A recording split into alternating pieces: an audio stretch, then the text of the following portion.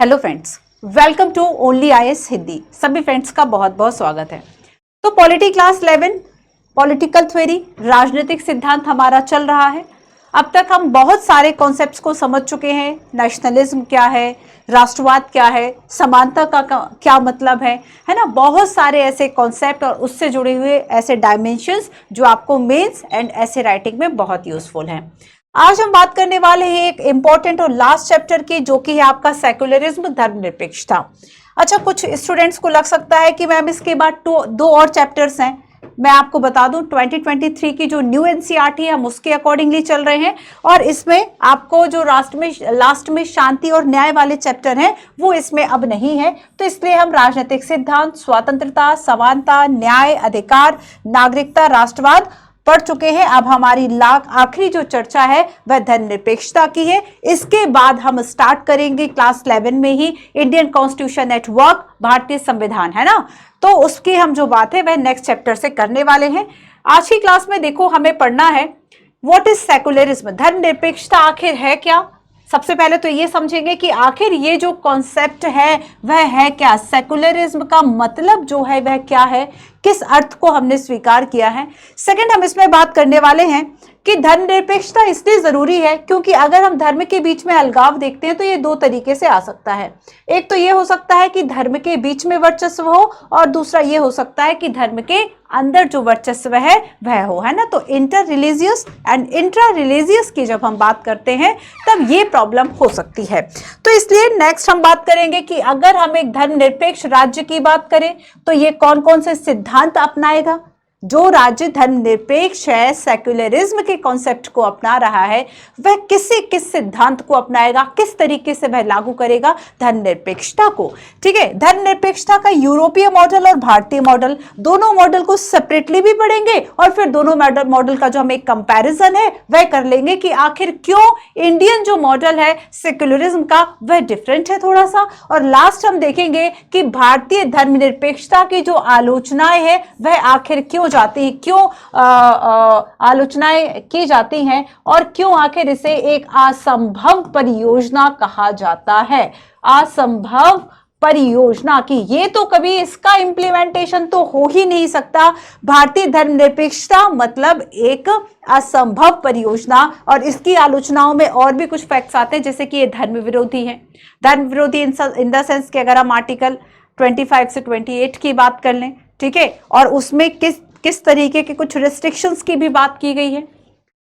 पश्चिम से आयातित इसको कहा जाता है कि नहीं, यूरोप में या फिर बाकी वेस्टर्न कंट्रीज में जो मॉडल अपनाया जाता था वही इंडिया ने अपना लिया। अल्पसंख्यकवाद इसको कहा जाता है, अतिशय हस्तक्षेपकारी और वोट बैंक की राजनीति का जो एक ठप्पा है वो भी इस पर लग जाता है। तो इसलिए हम इसको क्या कहते हैं। सबसे पहले हम समझेंगे कि धर्मनिरपेक्षता आखिर है क्या। ठीक है, देखो हमने देखा लास्ट हमने जब डेमोक्रेसी हमने लोकतंत्र, समानता, इन सब को समझा, तब हमने बात की थी राष्ट्रवाद को समझा था। हमने देखा था कि राष्ट्रवाद में किस तरीके से एटलीस्ट जो संविधान है लोकतांत्रिक देशों का वह समानता की बात करता है। लेकिन समानता कैसे हो सकती है अगर इतनी ज्यादा विभिन्न संस्कृति के लोग होते हैं। तो हम कहेंगे कि जब विभिन्न संस्कृति और समुदाय के लोग एक ही साथ में रहें एक देश में, तब हम कैसे ये कह सकते हैं कि सभी के लिए समानता की गारंटी हो। तो सभी को ये जो गारंटी देने का काम है वह कैसे किया जाएगा। तो लास्ट हमने देखा था कि धर्मनिरपेक्षता की अवधारणा का जो इस्तेमाल है वह हम कैसे कर सकते हैं, और भारत में जो धर्मनिरपेक्षता है वह किस तरीके से सार्वजनिक वाद विवादों में हमेशा मौजूद रहती है। फॉर एग्जाम्पल अभी रिसेंटली अगर हम देखें, है ना, तो रिसेंटली आपको इस पे वीडियो दिया भी गया था, देख लीजिएगा। ये वीडियो क्लास आपका हो चुका है जिसमें कि हमने समान नागरिक संहिता की बात की थी।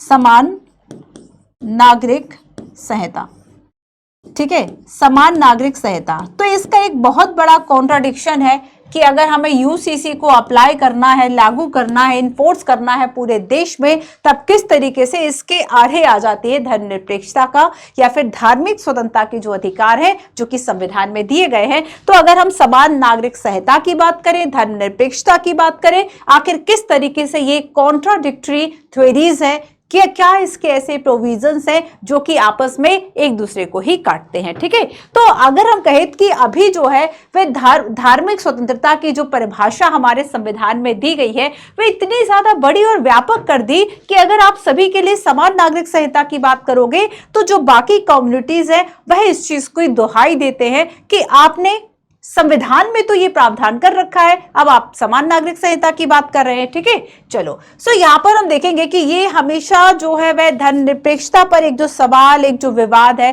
वह समाज में उठता रहता है, और स्पेशली जब पॉलिटिकल पार्टीज इसको हवा दे दें। एक छोटा सा ट्वीट, एक सार्वजनिक किसी भी तरीके से जो हिंसा का कारण बन जाए, है ना, तो ये क्या है, ये धर्मनिरपेक्षता के लिए बहुत बड़ी चुनौतियां हैं। मेंस से काफी देखो धर्मनिरपेक्षता क्या है, धर्मनिरपेक्षता कैसे हो सकती है ना, कैसे जो राज्य है वह धर्मनिरपेक्षता को अप्लाई करे, यूरोप की बात करें, भारत की बात करें, या इसके अलावा हम ये देखें कि इससे जुड़े हुए कैसे प्रश्न आ सकते हैं। मेंस में अगर हम देखेंगे तो यूपीएससी क्वेश्चन पूछ चुका है कि भारतीय धर्मनिरपेक्षता के लिए चैलेंजेस क्या है, चुनौतियां जो है वह आखिर क्या क्या है। ठीक है, और ये सारी चीजें आपको इसमें पढ़ना है। तो यहाँ पर कुछ सवाल जो है ये चैप्टर हमें सॉल्व कराएगा कि क्या आज भी जब व्यक्तिगत जीवन पर गहरा असर धर्म का है तब ऐसे में धर्मनिरपेक्षता को अप्लाई किया जा सकता है उन समाजों में, स्पेशली जहां पर धर्म का वर्चस्व हो। क्या धर्मनिरपेक्षता भारतीय मिट्टी में रोपा गया एक पश्चिमी पौधा है? इसका मतलब क्या है कि हम पश्चिम से ये पौधा या विचार लेके आए थे और भारतीय मिट्टी या फिर भारत में हमने इस विचार को लागू कर दिया। तो क्या इस पर जो सबसे बड़ी आलोचना या आक्षेप या आरोप लगाया जाता है वो ये है कि क्या ये जो पौधा है वो, क्या जो भारतीय धर्मनिरपेक्षता है वह पश्चिम से आयातित है? ठीक है, इंपोर्ट किया गया क्या इसको? क्या ये पक्षपात के चिन्ह है? क्या अल्पसंख्यकों का तुष्टीकरण है? क्या ये धर्म विरोधी है? तो धर्म विरोधी भी एक पर एक हम कहेंगे, धर्म विरोधी होना भी क्या है। चलिए आइए पहले क्वेश्चन से शुरू करते हैं। धर्मनिरपेक्षता जो अंतर धार्मिक वर्चस्व का विरोध करता है। सचमुच धर्मनिरपेक्ष होने के लिए राज्य सत्ता को न केवल धर्मतांत्रिक होने से इनकार करना है बल्कि उसे किसी भी धर्म के साथ औपचारिक कानूनी गठजोड़ से परहेज करना चाहिए। धर्मनिरपेक्ष राज्य को ऐसे सिद्धांतों और लक्ष्यों के लिए अवश्य प्रतिबद्ध होना चाहिए जो अंशतः ही सही गैर धार्मिक स्रोतों से निकलते हों। जैसे कि अगर हम समानता की बात करें तो ये धर्म की बात नहीं कही। आज हम देखेंगे कि कोई भी धर्म ऐसा नहीं है जो कि महिला और पुरुष की समानता की बात करता हो। कोई भी धर्म ऐसा नहीं है जहां पर आपको जेंडर बायस्ड लोग या रूढ़ियां या परंपराएं जो है वह ना मिलती हों, है ना। तो समाज में आप देखेंगे कि धार्मिक किसी भी धर्म के लोगों की जब हम बात कर लेंगे तो कहीं ना कहीं आपको महिलाओं की जो स्थिति है वह कमतर ही मिलती है पुरुषों से। तो धर्मनिरपेक्ष राज्य को ऐसे सिद्धांतों और लक्ष्यों के लिए अवश्य प्रतिबद्ध होना चाहिए जो अंशतः ही सही हो, और उसका स्रोत जो है वह धर्म से ना निकला हो कि आप वेद पुराणों को लागू करो। अगर सरकार सोचो वेद पुराण लागू करे तब क्या उसको धर्मनिरपेक्षता कहा जाएगा? वो तो सारे धर्मों के हैं भी नहीं। अगर हिंदू धर्म के हैं तब कैसे आप धर्मनिरपेक्षता के नाम पर किसी धर्म पुराण की या उसकी जो प्रैक्टिसेस है उसको अप्लाई कर सकते हैं? ठीक है, तो देखो अंतरधार्मिक वर्चस्व का विरोध करें, बिल्कुल सही। अंतरधार्मिक की जब हम बात करेंगे तब हमें हिंदू मुस्लिम की बात करनी है। ठीक है, चलिए ये बात भी सही है कि ना केवल जो राज्य सत्ता है, जो कोई, जैसे कि इंडिया की हम बात करें तो हमारे यहाँ कोई ऑफिशियल जो रिलीजन है वह तो है नहीं कि स्टेट ने कोई ऑफिशियल अपना रिलीजन घोषित किया, ऐसा नहीं है ना। तो यहाँ पर हम देखेंगे कि सचमुच धर्मनिरपेक्ष होने के लिए राज्य सत्ता को ना केवल धर्मतांत्रिक होना से इनकार, धर्मतांत्रिक मतलब धर्म के अनुसार जो तंत्र है वह चले। जैसे कि अफगानिस्तान पर तालिबानियों ने कब्जा कर रखा है तो आप उसे लोकतांत्रिक कहोगे? नहीं। तो जब शासन ही जो ऐसा समुदाय कर रहा है, धर्म आधारित हो रहा है, ठीक है, जैसे कि हम अगर कहें चर्च में पोप की सत्ता और यहाँ पर फादर या पोप के अकॉर्डिंगली पूरा यूरोप जो है वह चल जाए, तब क्या आप इसको धर्मनिरपेक्षता कहोगे? तो अगर मान लीजिए कोई पुरोहित, जैसे कि पुरोहित हो, चर्च हो, ठीक है, मध्यकालीन जो इस तरह की सत्ताएं हो, वो कुख्यात रही, विख्यात नहीं कुख्यात रही, किसके लिए? उत्पीड़न के लिए। जैसे कि अगर आप एक हिंदू धर्म में, मैं देवदासी प्रथा की आपसे बात करूं, आपको क्या लगता है कि क्या देवदासी प्रथा धर्म के अनुकूल है या फिर वह बच्चों के लिए या फिर स्त्रियों के सम्मान के विरुद्ध है या उनके जीवन और बाकी स्वतंत्रता का हनन करता है। तो धर्म में भी कहीं ना कहीं ऐसी बुराइयां हो जाती हैं। अगर हम उसका क्यों, आखिर जब हम आप स्वतंत्रता आंदोलन पढ़ते हैं तो उसके पहले एक चैप्टर पढ़ते हैं सामाजिक धार्मिक सुधार आंदोलन। उन सुधारों को केवल सामाजिक सुधार कहा जाता था, धार्मिक सुधार आंदोलन क्यों कहा गया? तो हम देखते हैं कि उस वक्त का जो समाज था उसकी जड़ में, उसकी रूट में धर्म था। धर्म से संबंधित चीजें चल रही थी। धर्म में लिखा था कि पति के साथ सती हो जाओ, ठीक है। धर्म हमारे बाल विवाह की बात करते थे। धर्म में बहुत विधवा पुनर्विवाह जो बाद में हुआ, विधवा पुनर्विवाह की अनुमति नहीं देते थे। तो इस तरह के जो कॉन्सेप्ट्स हैं वो कहीं ना कहीं हम कहें कि धर्म में लिखे हो सकते हैं या उसकी व्याख्या धर्म के अनुसार सही थी पर समाज या मानवाधिकारों के अनुसार सही नहीं थी।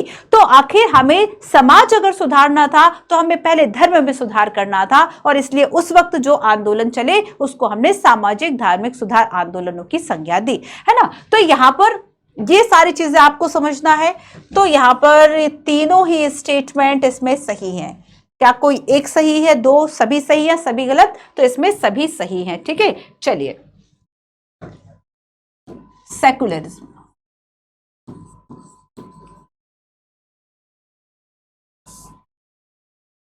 धर्मनिरपेक्षता,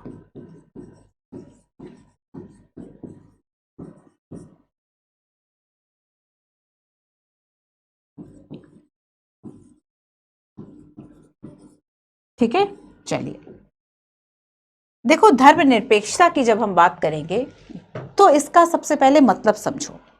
धर्मनिरपेक्षता का सबसे पहले मतलब समझो।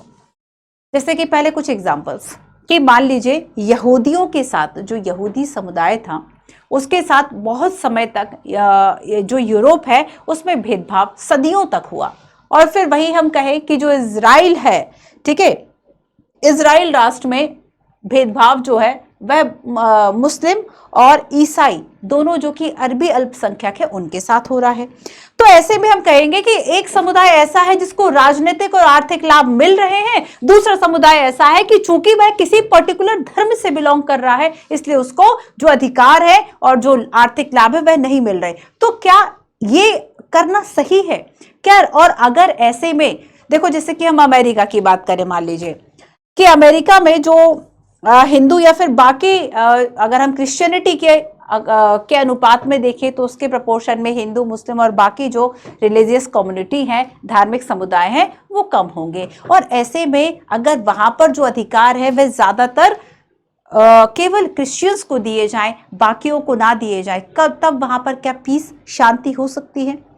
ठीक वैसा ही उल्टा कर ले कि अगर हम अरब कंट्रीज में आ जाए, मान लीजिए जहां पर मुस्लिम जो है वह कम्युनिटी ज्यादा है, क्रिश्चियन जो है वह कम है, तब ऐसा भेदभाव उसके साथ किया जाए। और ये घटनाएं और भी ज्यादा तब बढ़ जाती है जब राज्य किसी एक धर्म पे हाथ रख दे। राज्य ये कहे कि ठीक है, इस धर्म को हमारी तरफ से संरक्षण है, या राज्य का ऑफिशियल धर्म ये है, जैसे कि पाकिस्तान ने कहा कि सुन्नी जो है वह हमारे का एक तरह से ऑफिशियल धर्म है, ठीक है। तो यहाँ पर कई ऐसे इस्लामिक कंट्रीज हैं जिन्होंने प्रॉपर इस्लाम को अपने यहाँ का जो ऑफिशियल रिलीजन है उसको घोषित कर दिया। अब ऐसी जगह पर अगर दूसरा धार्मिक समुदाय है, ठीक है, तब उसके उत्पीड़न की, तब उसके अत्याचार की, उसको दबाने की, उसके साथ भेदभाव की, उसके अधिकारों को छीनने की जो घटनाएं हैं वह बहुत ज्यादा बढ़ जाती हैं।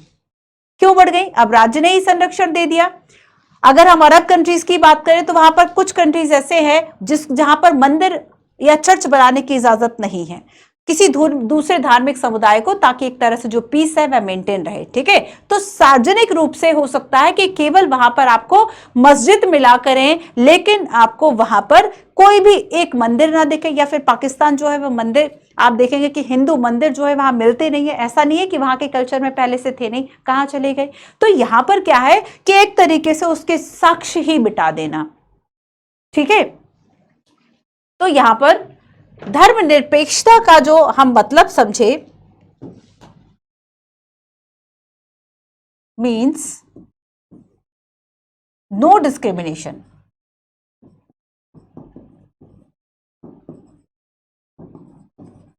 नो डिस्क्रिमिनेशन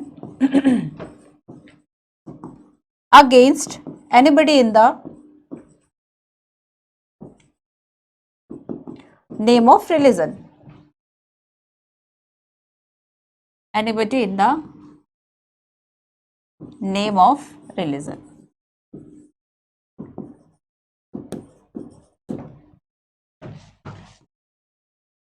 धर्म के आधार पर,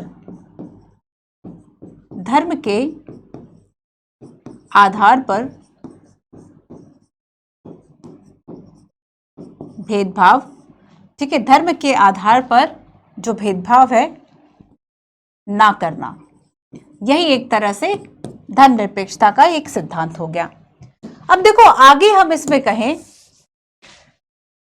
तो बेसिकली ये एक ऐसा डॉक्ट्रिन है जो रिलीजियस बेसिस पर किसी भी तरह के डिस्क्रिमिनेशन को या पक्षपात को क्या करता है, रोकता है। ठीक है, तो यहां पर हम देखें कि जैसे कि यहूदी, जो मैंने अभी आपको एग्जांपल्स दिए आपके बुक में दिए, उसको पढ़ लेना, बट अगर आपको कभी लिखना है तो फिर आपको यहां पर लिखना पड़ेगा। ठीक है, तो यहां पर देखो फॉर एग्जाम्पल हम अपने पड़ोसी देशों की ही बात कर लें, पाकिस्तान और बांग्लादेश, पाकिस्तान और बांग्लादेश। ठीक है, तो इन दोनों आप देखेंगे कि दोनों ही देशों के द्वारा ऐसी नीतियां अपनाई गई जहां पर धार्मिक रूप से अल्पसंख्यक जो भी लोग हैं उन्हें बड़ी समस्या हुई। धार्मिक अल्पसंख्यकों को अधिकार नहीं है, धार्मिक अल्पसंख्यकों को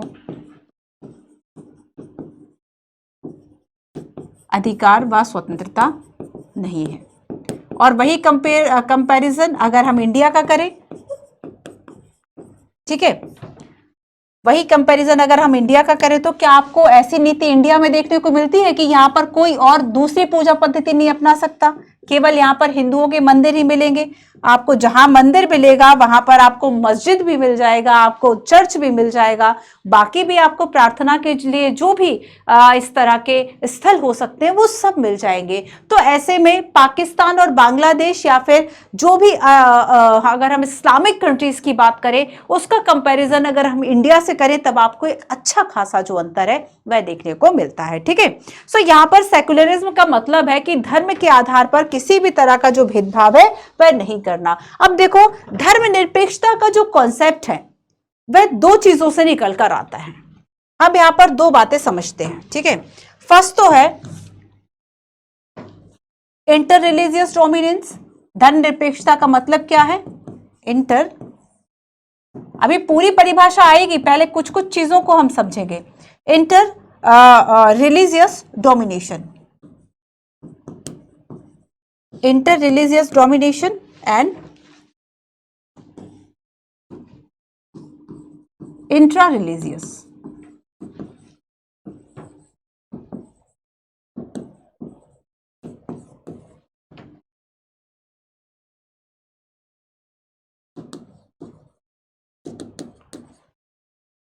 धर्मों के बीच वर्चस्व। इंटर रिलीजियस का मतलब क्या हुआ? धर्मों के बीच वर्चस्व। ठीक है, अब यहां पर धर्मों के बीच का मतलब क्या हुआ कि एक से ज्यादा धार्मिक समुदाय। और जब हम इंट्रा रिलीजियस की बात करेंगे मतलब धर्म के अंदर वर्चस्व, धर्म के अंदर, एक धर्म के अंदर ही वर्चस्व हो किसी एक कम्युनिटी का, दूसरे का ना हो। तो धर्म के बीच और धर्म के अंदर वर्चस्व, इन दोनों को ही रोकने का जो काम है वह किसका है? धर्मनिरपेक्षता का है। ठीक है, सो यहां पर अंतर धार्मिक समुदाय, धर्मनिरपेक्षता के बीच संबंध, धर्मों के बीच का जो वर्चस्व है इसको क्या कहेंगे कि जो धर्मनिरपेक्षता है वह अंतर धार्मिक वर्चस्व को रोकता है, अंतर धार्मिक वर्चस्व को रोकता है। ठीक है, और जो धर्म के अंदर वर्चस्व की बात करते हैं इसको हम कहेंगे अंतः धार्मिक, अंतर धार्मिक और अंतः धार्मिक। अंतः धार्मिक मतलब एक ही धर्म के भीतर हो सकता है, किसी और कम्युनिटी का जो एक तरह से भेदभाव है वह किया जा रहा हो। फॉर एग्जाम्पल हिंदू धर्म के अंतर्गत जो दलित हैं उनके साथ भेदभावपूर्ण नीतियां हैं। तो अंतः धार्मिक वर्चस्व को रोकना, अंतः धार्मिक वर्चस्व को रोकना। ठीक है, तो धर्मनिरपेक्षता क्या करती है बच्चों? धर्मनिरपेक्षता का मेन काम होता है कि इन दोनों ही तरीकों के जो भेदभाव है उससे छुटकारा मिल जाए समाज को। ठीक है, तो धर्मनिरपेक्षता की जब हम बात करेंगे ये क्या है? इन दोनों ही चीजों को रोकना, inter religious and inter religious दोनों ही तरीके के जो भेदभाव हो इसको रोकने का काम। कुछ और पॉइंट समझते हैं। देखो, अब जैसे कि इंटर रिलीजियस की बात करो, 1984 दिल्ली के सिख दंगे, आपको पता होगा कि, और यहां पर बहुत सारे जो सिख परिवार थे उनके द्वारा ये आरोप लगाया गया कि धर्म के आधार पर जो है वह चुन चुनकर टारगेट करके इनको मारा गया, और इनके जो परिवार खत्म कर दिए गए जिन लोगों ने, उनके खिलाफ कोई कार्रवाई नहीं हुई। ठीक वैसे ही हम गुजरात की बात करें तो गुजरात में 2002 में कुछ एग्जाम्पल्स हम देख रहे हैं। ठीक वैसे ही अगर हम गुजरात की बात करें तो गुजरात में 2002 में धर्म के नाम पर जो मुसलमान हैं, ठीक है, इनके खिलाफ अत्याचार हुए, दंगे हुए। या फिर हम ये देखें कि कश्मीरी पंडितों की बात करें, ठीक है, कि कश्मीर घाटी में जो कश्मीरी पंडित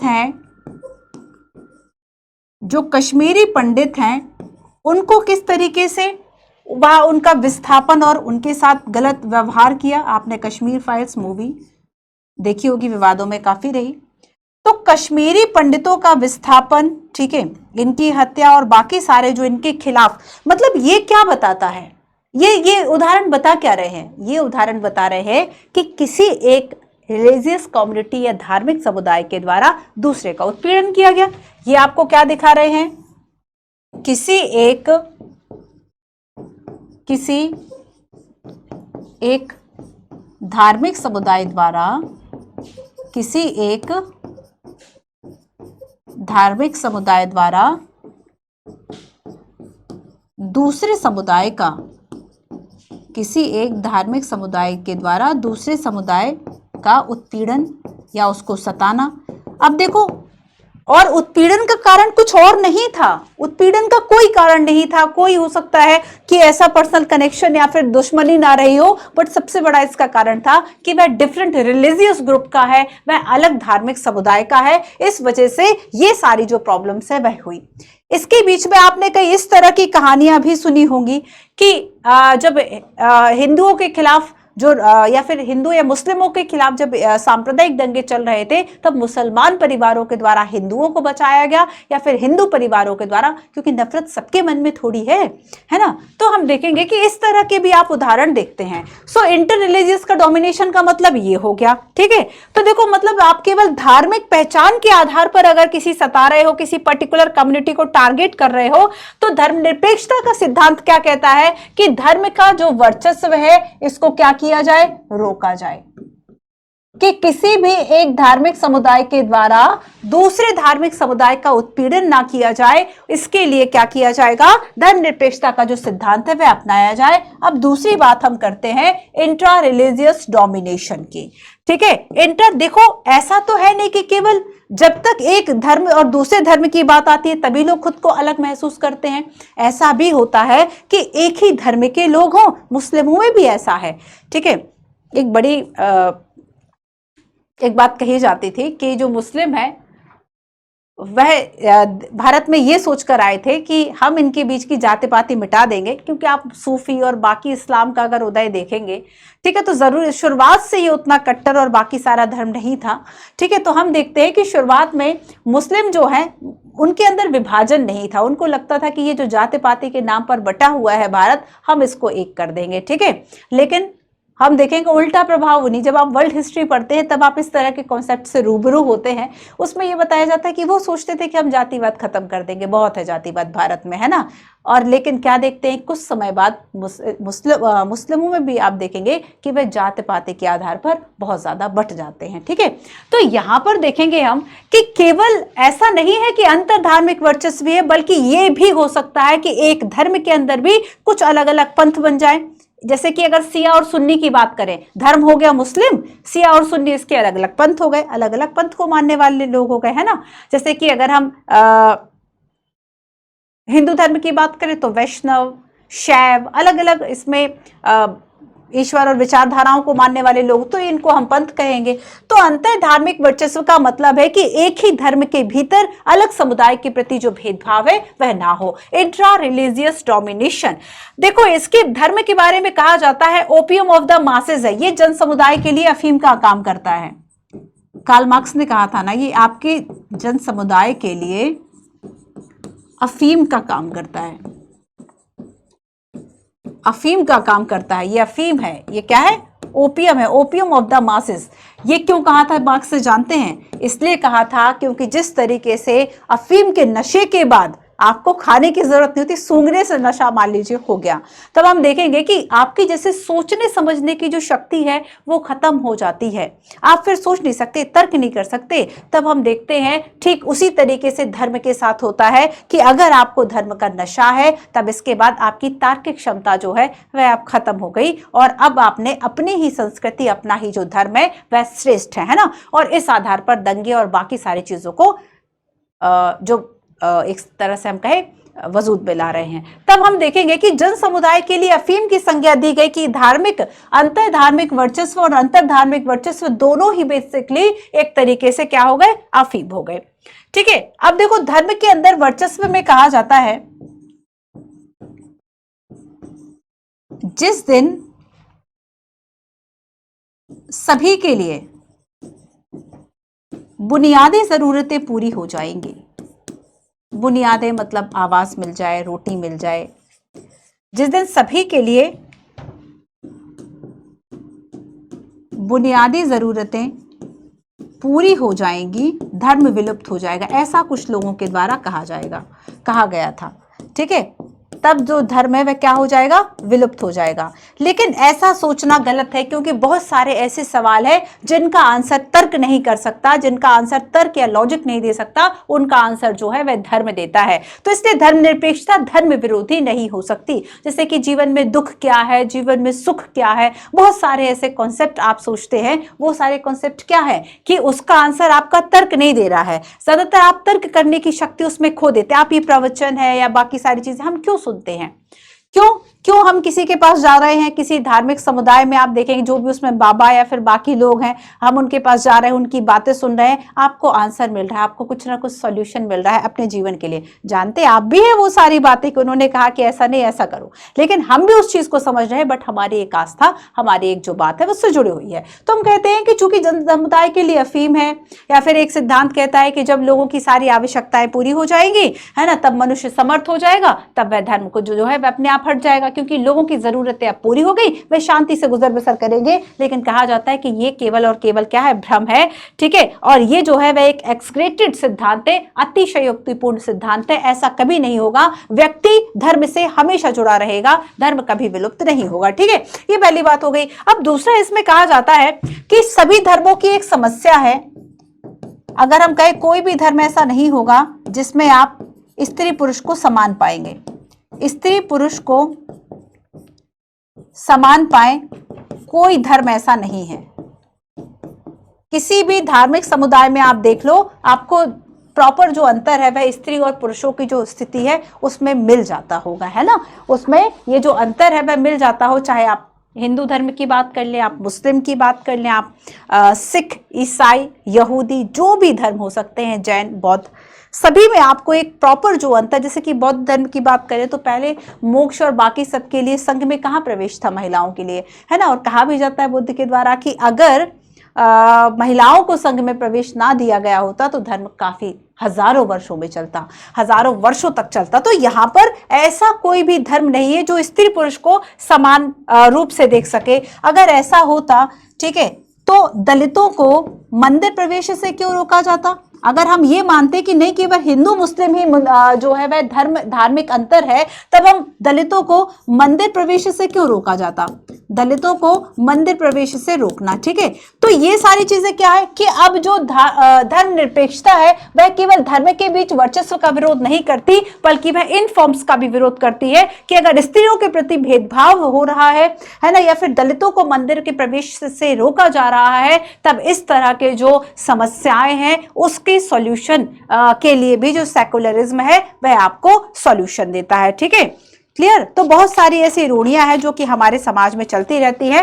तो धर्म के बीच वर्चस्व और धर्म के अंदर वर्चस्व जो है, इन दोनों ही तरीकों को रोकना धर्मनिरपेक्षता का काम है। ठीक है, समझ गए। वर्चस्व का देखो मतलब क्या होगा कि एक धर्म जो है वह बहुत ज्यादा डोमिनेटेड हो जाए, दबदबा उसका कायम हो जाए, केवल उसकी चले, दूसरे की संस्कृति और सारी चीजों को वह दबाने लगे। तो इस तरह के वर्चस्व से रोकने का जो काम है वह किसका होगा?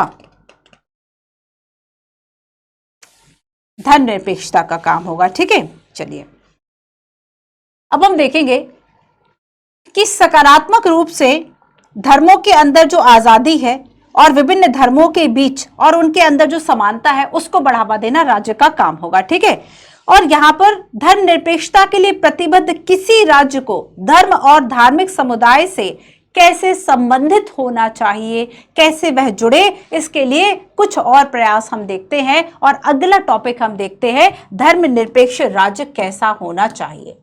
ठीक है, धर्मनिरपेक्ष राज्य जो है वह कैसा होना चाहिए, इसकी हम बात करते हैं। चलो पहले इस क्वेश्चन का आंसर बताओ। भारतीय धर्मनिरपेक्षता का अर्थ है राज्य राजनीति या किसी गैर धार्मिक मामले से धर्म को दूर रखे, सरकार धर्म के आधार पर किसी से भी कोई भेदभाव ना करे। किसी के धर्म का विरोध करना सही नहीं है, बल्कि सभी को अपने धार्मिक विश्वास और मान्यताओं को पूरी आजादी से मानने की अनुमति देता है। धर्मनिरपेक्ष राज्य में उस व्यक्ति का भी सम्मान है जो धर्म को, किसी भी धर्म को नहीं मानता।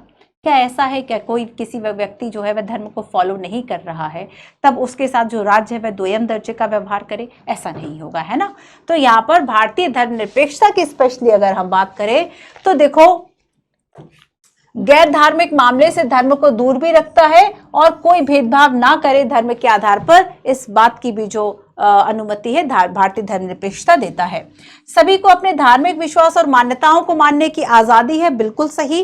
धर्मनिरपेक्षता राज्य में उस व्यक्ति का भी सम्मान होगा। तो इस तरीके से हम देखेंगे कि सभी कथन जो है इसमें सही है। ठीक है, सभी कथन जो है इसमें वह सही है। नेक्स्ट, धर्मनिरपेक्षता का,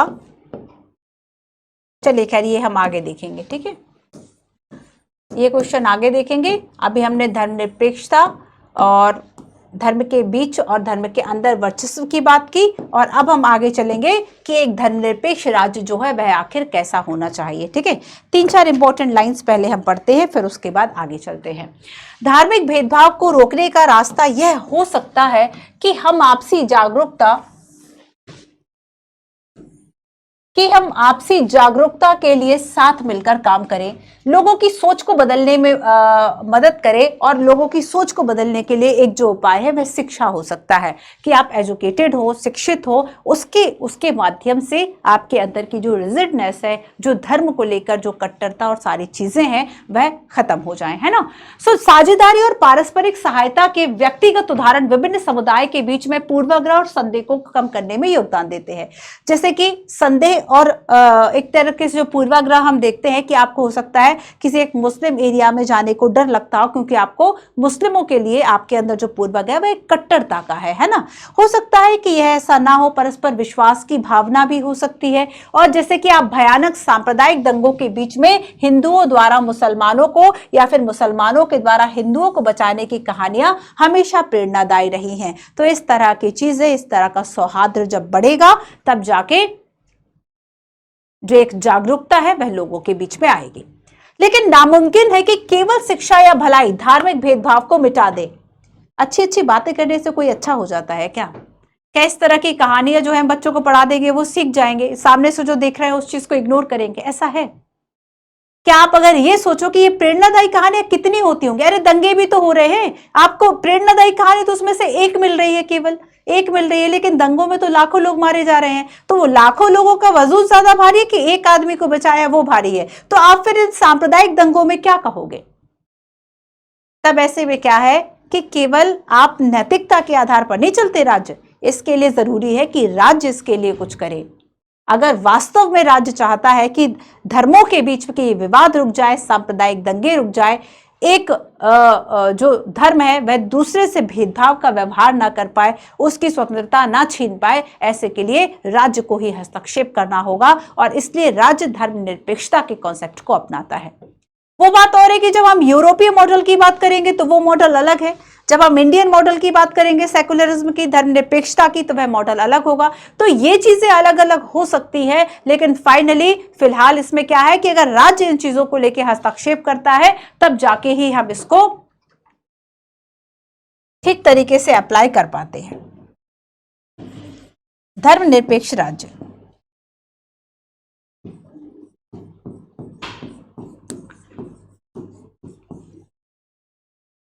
धर्मनिरपेक्ष राज्य, सेकुलर स्टेट।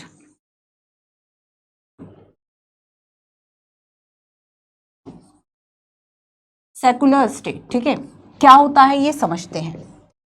देखो, धर्मनिरपेक्ष राज्य का कॉन्सेप्ट ये कहता है सबसे पहले तो हमने देखा कि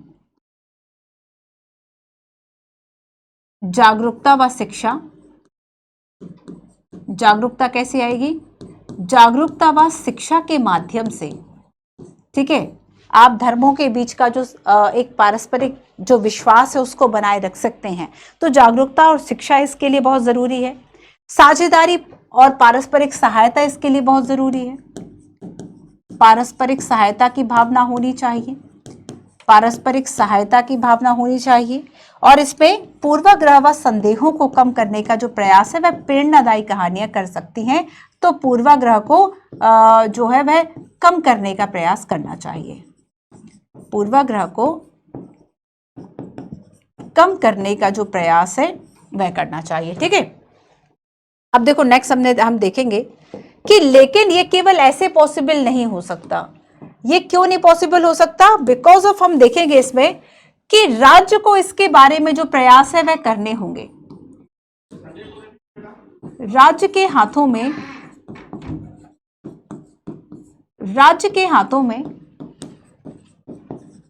एक तरीके से ये जो सार्वजनिक शक्ति है वह होनी चाहिए, ठीक है। राज्य के हाथों में सार्वजनिक शक्ति हो और वह इसके लिए प्रयास करे। तो एक सेकुलर स्टेट कैसा होना चाहिए, आखिर राज्य की उसमें क्या भूमिका है? तो धर्मनिरपेक्ष राज्य बनाने का जो एक प्रयास है, एक सेकुलर स्टेट का जो कॉन्सेप्ट है, केवल आपसी भाईचारे या फिर आपस में सद्भाव से पॉसिबल नहीं है। कितने ही लोग ऐसे होंगे जो आपसी सद्भाव से रहना जानते होंगे।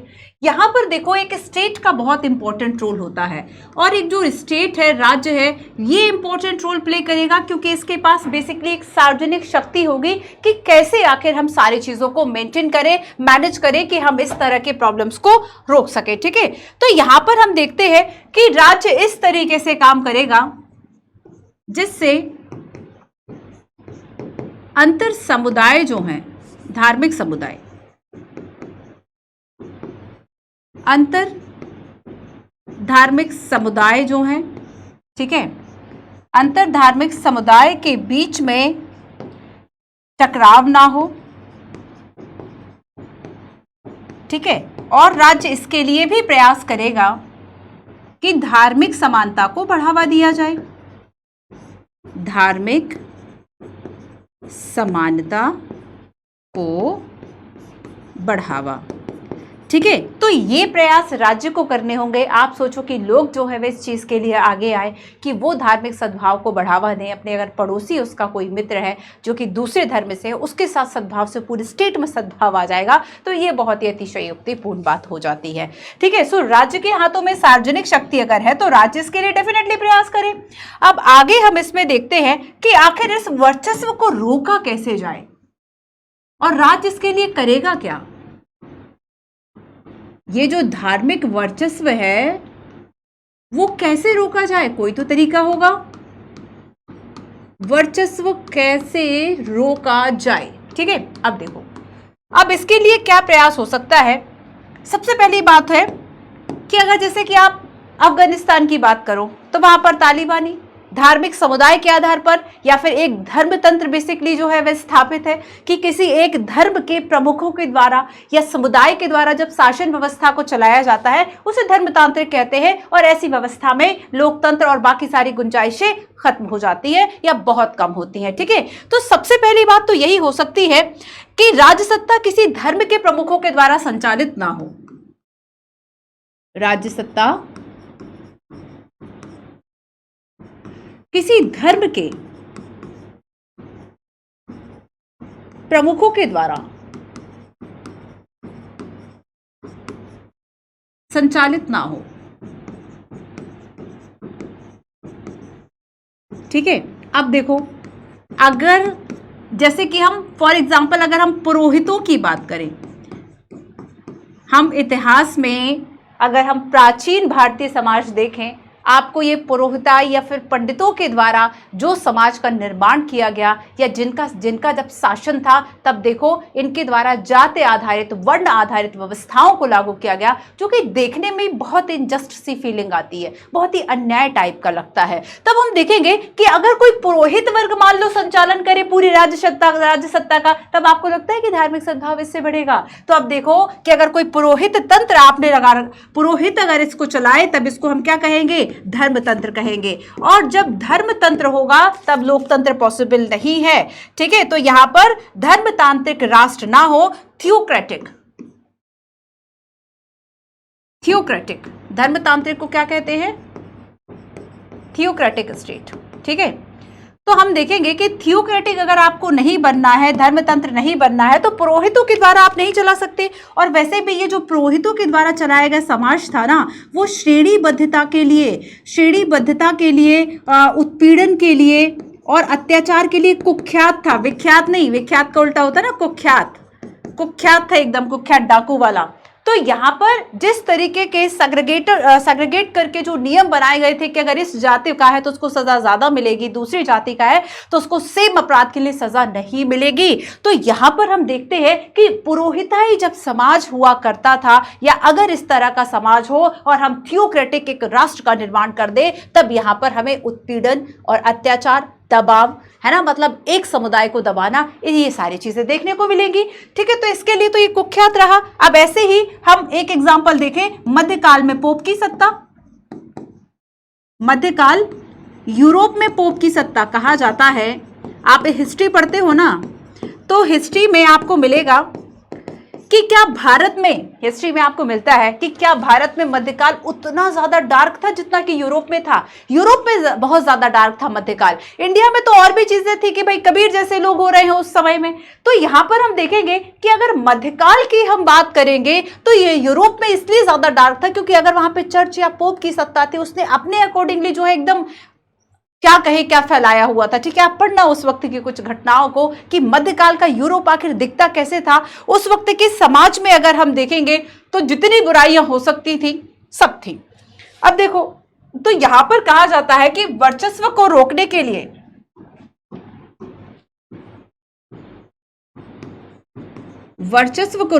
लिए जो सबसे जरूरी काम है, वर्चस्व को रोकने हेतु सबसे जरूरी काम क्या होगा, राज्यतंत्र और धर्मतंत्र इन दोनों में अलगाव। राज्य सत्ता, ठीक है, स्टेट कह लें, एंड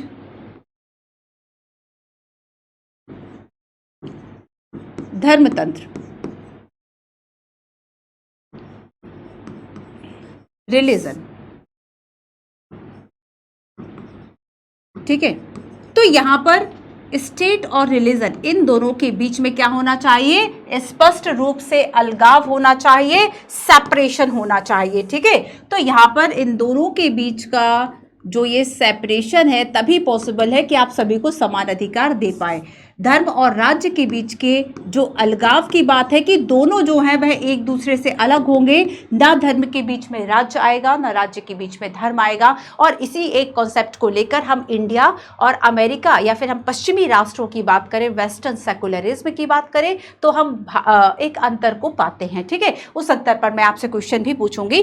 तो यहाँ पर देखो कि रिलीजियस और जो पॉलिटिकल इंस्टीट्यूशंस है, इन दोनों का अलग होना बहुत जरूरी है ताकि पीस और बाकी सब कुछ जो है वह मेंटेन रहे। ठीक है, एक बात तो ये हो गई, लेकिन केवल अलग होना पर्याप्त नहीं होता। अब देखो इसके आगे एक और कंडीशन है कि अगर आप ये कहते हो कि राज्य जो है वह धर्म के साथ नहीं होगा, धर्म किसी भी तरह का हस्तक्षेप नहीं करेगा, लेकिन कभी कभी क्या होता है कि वैसे तो दिख तो हम रहे हैं कि हम लोकतांत्रिक देश है। फॉर एग्जाम्पल चाइना कह रहे हैं कि ठीक है हम लोकतांत्रिक देश है, पर उसे कोई भी राष्ट्र विश्व में नहीं मान सकता कि वह लोकतांत्रिक प्रैक्टिसेस को फॉलो करता है। सो सेम यहां पर हम कहेंगे कि कुछ राज्य ऐसे हो सकते हैं ना कि जो दिखने में तो कह रहे हैं कि ठीक है हम राज्य सत्ता जो स्टेट है वह अलग है रिलीजन से, पर उसका एक गठजोड़ होता है, उसका एक क्या होगा, एक गठजोड़ हो जाता है स्टेट के साथ। अब देखो दूसरी कंडीशन क्या है कि अनेक राज्य धर्मतांत्रिक नहीं है। धर्मतांत्रिक मतलब धर्म का सिस्टम नहीं है उनके स्टेट में, कहते हैं कि वह धर्मतांत्रिक नहीं है, थियोक्रेटिक स्टेट नहीं है, धर्मतांत्रिक नहीं है, लेकिन उनका एक जो संबंध है, एक जो उनका गठजोड़ है वह किसी धर्म विशेष या किसी समुदाय से हो जाता है। किसी धार्मिक समुदाय की चल जाना राज्य सत्ता में, वही गठजोड़ हो गया। तो किसी धर्म समुदाय से संबंध है ना। अब जैसे कि 16वीं सदी का यूरोप देखें तो चर्च से संबंधित था। फॉर एग्जाम्पल यहां पर ही एग्जाम्पल लिख देती हूं, 16वीं सदी का यूरोप देख लो। 16वीं सदी का यूरोप, तो यहां पर हम देखेंगे कि राज्य सत्ता में चर्च का बड़ा प्रभाव था। ठीक है, चर्च के अकॉर्डिंगली जो फैसले और सारी चीजें हैं वह लिए जाते थे। और यहां पर एक और एग्जाम्पल अगर हम देखें तो जो सुन्नी समुदाय, जो सुन्नी आप संप्रदाय देखते हैं, ये पाकिस्तान में बेसिकली एक तरह से पाकिस्तान का क्या है, सुन्नी जो इस्लाम है पाकिस्तान का आधिकारिक धर्म है, ऑफिशियली आधिकारिक धर्म है पाकिस्तान का सुन्नी इस्लाम। ठीक है, क्लियर। सो देखो इन सभी, अगर मान लो 16वीं सदी का यूरोप देखें या फिर सुन्नी जो इस्लाम है ये पाकिस्तान का आधिकारिक धर्म है, तब इस तरह के स्टेट में बहुत कम स्कोप रह जाता है कि आप इक्वालिटी को बढ़ावा दें। Very little scope for internal dissent और रिलीजियस इक्वालिटी। ठीक है, सो इसमें हम देखेंगे कि बहुत कम स्कोप इस तरह से रह जाता है कि आप धार्मिक समानता को बढ़ावा दें। क्लियर हुआ। सो अगर अब आते हैं लास्ट बात पर कि अगर हम ये सोचते हैं कि हमें समानता को, हमें शांति को, हमें सद्भाव को बढ़ावा देना है, तब राष्ट्र को यह चाहिए कि वह धर्म से दूरी बनाकर रखे और एक अनावश्यक जो हस्तक्षेप है वह ना हो। So if we value peace, equality, freedom, so religious institutions and state institution must be separated, है ना। ये दोनों जो है इनके बीच में स्पष्ट रूप से एक अलगाव होना चाहिए। धर्म का काम है कि वह अपने धर्म संबंधी चीजें देखे, स्टेट का काम है कि वह अपने स्टेट संबंधी चीजें देखे। ठीक है, तो धर्म और, तो अगली बात क्या आ जाती है धर्म के वर्चस्व को रोकने के लिए, धर्म और राज्य के बीच में, धर्म और राज्य के बीच में औपचारिक गठजोड़ ना हो।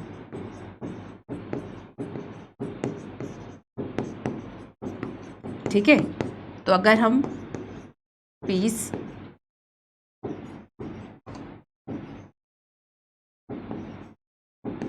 Religious equality, peace, religious equality, इन सब की अगर हम कामना करते हैं तब हमें क्या चाहिए, क्लियर। तो धर्म के किसी भी इस तरह से वर्चस्व को रोकने के लिए बहुत ज़रूरी है कि राज्य प्रयास करे। ठीक है, धर्म के नाम पर धार्मिक उत्पीड़न ना हो, भेदभाव ना हो किसी के साथ, और साथ ही अंतर्धार्मिक और अंतर्धार्मिक जो समानता है, अंतर्धार्मिक अंतर्धार्मिक, ठीक है, अंतरधार्मिक दैट मीन्स हिंदू मुस्लिम, यानी दो धार्मिक समुदाय के बीच में समानता। अंतरधार्मिक मतलब जैसे कि हम हिंदू धर्म के अंतर्गत ही हम देखें कि एक समुदाय या पंथ जैसे कि या जाति के आधार पर किसी आप एक वर्ग से भेदभाव कर रहे हैं। ठीक है, तो यहाँ पर राज्य का क्या क्या काम है? राज्य का काम है अंतरधार्मिक व अंतरधार्मिक, धर्म के अंदर समानता स्थापित करना। क्लियर?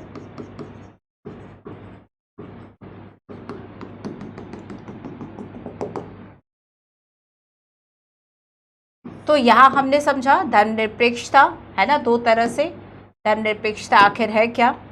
और यहाँ पर देखो एक पॉइंट है, जन समुदाय के लिए अफीम कहा। कुछ लोगों के द्वारा कहा जाता है कि अफीम का स्वाद तो केवल अफीमची ही जान सकता है, मतलब जिसने अफीम का नशा किया हो। कुछ लोगों के द्वारा कहा जाता है कि जो मार्क्स इस बात को खुद अफीम का नशा करके कह रहे हैं, मतलब वो नशे में इस बात को कह रहे हैं कि धर्म का जो नशा है वह अफीम जैसा है, क्योंकि जिसने मान लीजिए कोई स्वाद चखा नहीं, वह उसका स्वाद कैसे बता सकता है, तो उसका स्वाद तो केवल एक अफीमची बता सकता है। ठीक है, तो यहाँ पर खैर ये बात मस्ती मजाक में भी कही जा सकती है, बहुत सिद्धांत नहीं है ये, वरना आप कार्ल मार्क्स ने ये कहा कि धर्म जो है वह अफीम है, और आप आगे एक और लाइन लिख दो कि उन्होंने ये नशे में ही कहा होगा कि ये, तो बोलने में समटाइम्स कुछ बातें अच्छी लगती है, बट आप लिखने में इनका यूज नहीं कर सकते। ठीक है, चलिए, तो यहाँ पर हमने सेकुलर स्टेट की बात की, वर्चस्व को कैसे रोका जा सकता है, उस कॉन्सेप्ट को हमने समझा। अब हम आगे चलते हैं और चलो आओ अब हम बात करेंगे धर्मनिरपेक्षता के दो मॉडल की, और दोनों में हम एक डिफरेंस देखते हैं। पहले हम थोड़ी सी बात करेंगे यूरोपीय मॉडल की, और फिर हम बात करेंगे भारतीय मॉडल की, और उसके बाद फिर हम इन दोनों के बीच का एक डिफरेंस देखेंगे। और फिर नेक्स्ट हमें क्या देखना है कि भारतीय धर्मनिरपेक्षता एक असंभव परियोजना क्यों कही जाती है, क्यों इसकी क्या इसकी आलोचनाएं हैं। ठीक है, उस पर बात करेंगे। चलिए, तो इस क्वेश्चन को देखो। क्वेश्चन है आपका, एक कथन है एक कारण है। कथन कहता है, वैसे यूरोपीय धर्मनिरपेक्षता मॉडल का क्वेश्चन है, इस तरह की धर्मनिरपेक्षता में राज्य समर्थित धर्म सुधार के लिए कोई जगह नहीं होती, और राज्य और धर्म के अलगाव के लिए इसका पारस्परिक निषेध जरूरी है। तो क्या कौन सा इसमें सही है? क्या दोनों सही है? सही व्याख्या है। क्या दोनों सही है लेकिन व्याख्या नहीं है कारण की? क्या एक गलत है दूसरा सही है? पहला सही है दूसरा गलत है। चलो आओ समझते हैं धर्मनिरपेक्षता का यूरोपीय मॉडल। इस तरह के कॉन्सेप्ट जब यूपीएससी पूछता है तब वो अक्सर कंपैरिजन करके पूछ लेता है। चाहे जैसे कि अगर हम संसद मॉडल की बात करेंगे तो ब्रिटेन से कंपेयर करेगा। न्यायपालिका की जो संरचना है और जो शक्तियां हैं वे कुछ कुछ अमेरिकन जुडिशरी टाइप की है, तो वहां से कंपेयर करके पूछेगा जुडिशरी को लेके।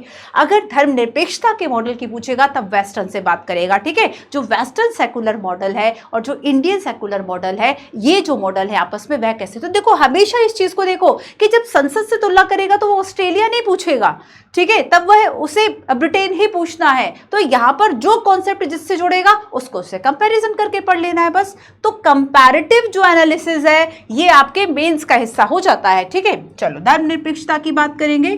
धर्मनिरपेक्षता का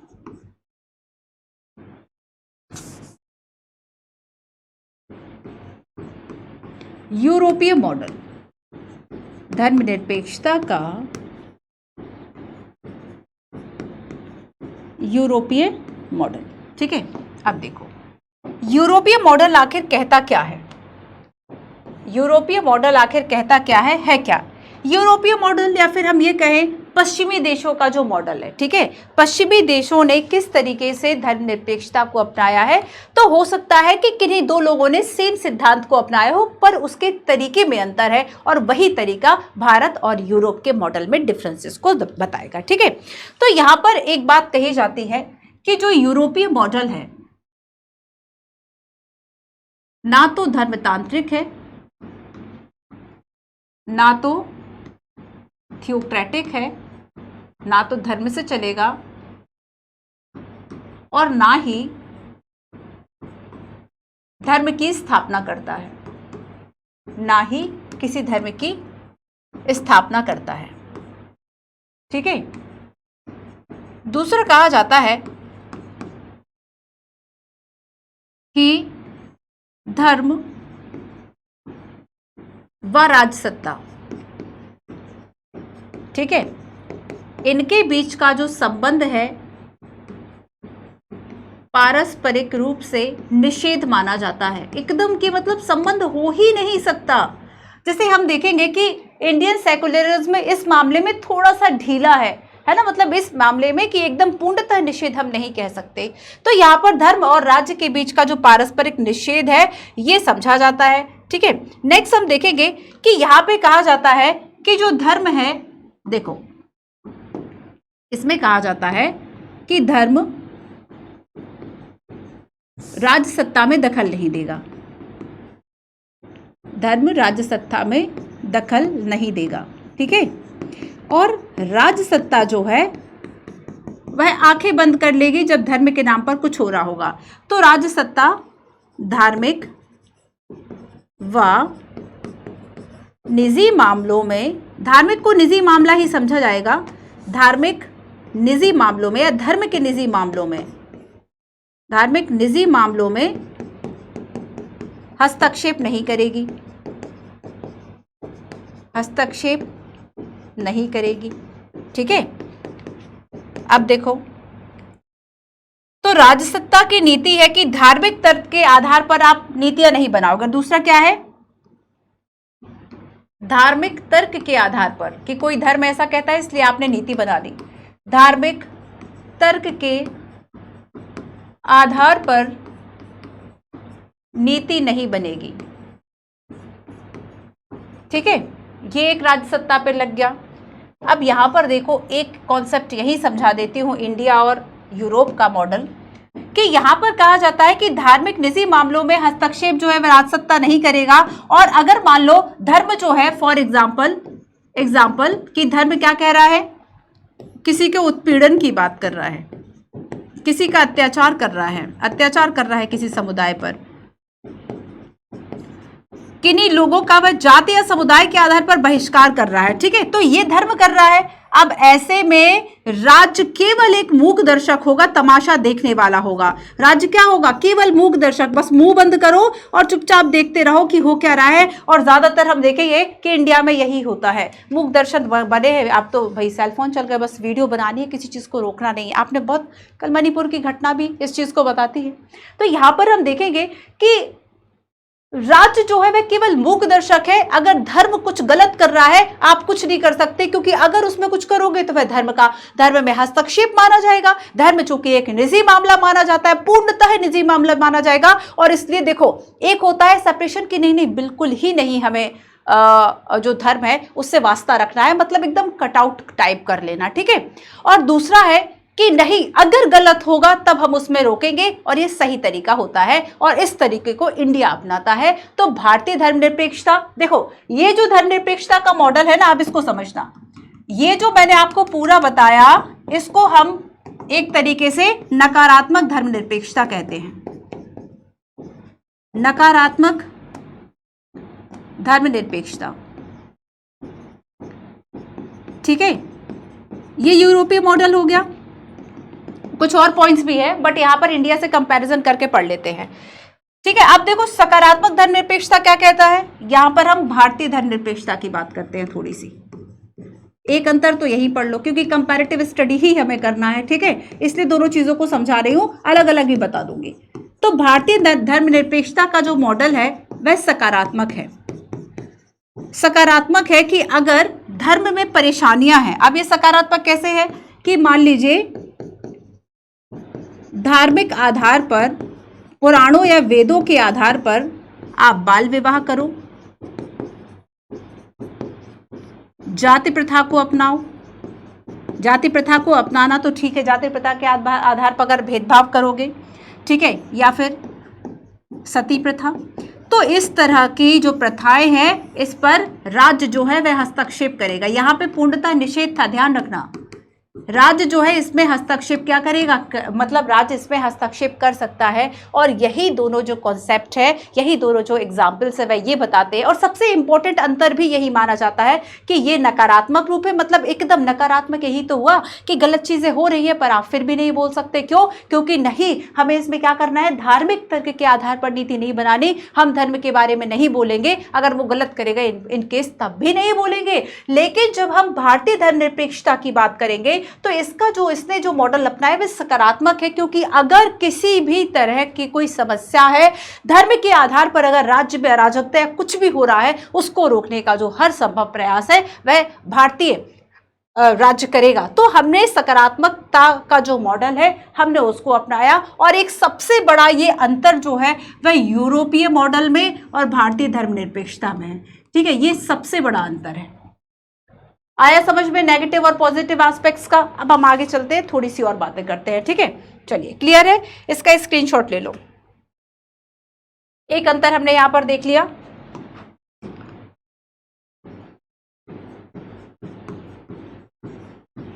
अब कुछ पॉइंट्स और बचे हुए हैं यूरोपीय धर्मनिरपेक्षता के, इसको पढ़ लेते हैं।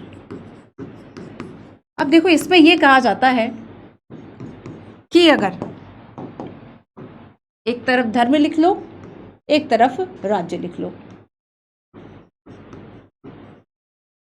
अगर धर्म जो है वह राज्य में दखल देगा, राज्य के मामलों में, और राज्य जो है वह निजी धर्म में अगर हस्तक्षेप करेगा, ठीक है, अगर ये कंडीशन है तब इस मामले में दोनों को ही बेसिकली एक तरीके से क्या कहा जाएगा, घुसपैठिया माना जाएगा। इनक्रोचर्स, घुसपैठिया माना जाएगा। अवैध तरीके से बेसिकली एक तरह से एक दूसरे के कामों में हस्तक्षेप जो है वह माना जाएगा, और बेसिकली ये इललेजिटिमेटेड होगा, अवैध माना जाएगा। ठीक है, अवैध होगा। अब देखो, इसमें यह कहा जाता है अवैध घुसपैठिया कि राज्य जो है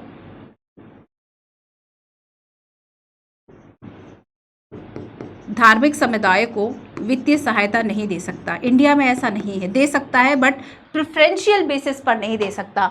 दे सकता है। ये यूपीएससी ने क्वेश्चन पूछा था कि क्या भारत में, देखो इसी तरह के कॉन्सेप्ट से क्वेश्चन आ जाते हैं और हम याद करते रह जाते, 25 से 28 बस अनुच्छेद पढ़ लो।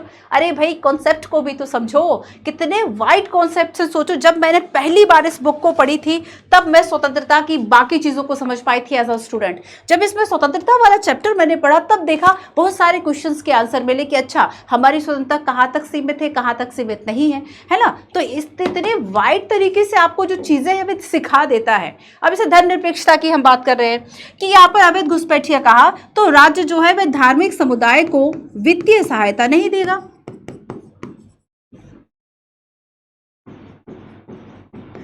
वित्तीय सहायता नहीं देगा। क्या इंडिया में ऐसा है? वित्तीय सहायता नहीं देगा। भारत में दे सकते हैं, भारत में इससे धर्मनिरपेक्षता प्रभावित नहीं होगी, बट हाँ, सभी धर्मों में एक तरह से आपको समानता के आधार पर ही आप वित्तीय मदद कर सकते हैं।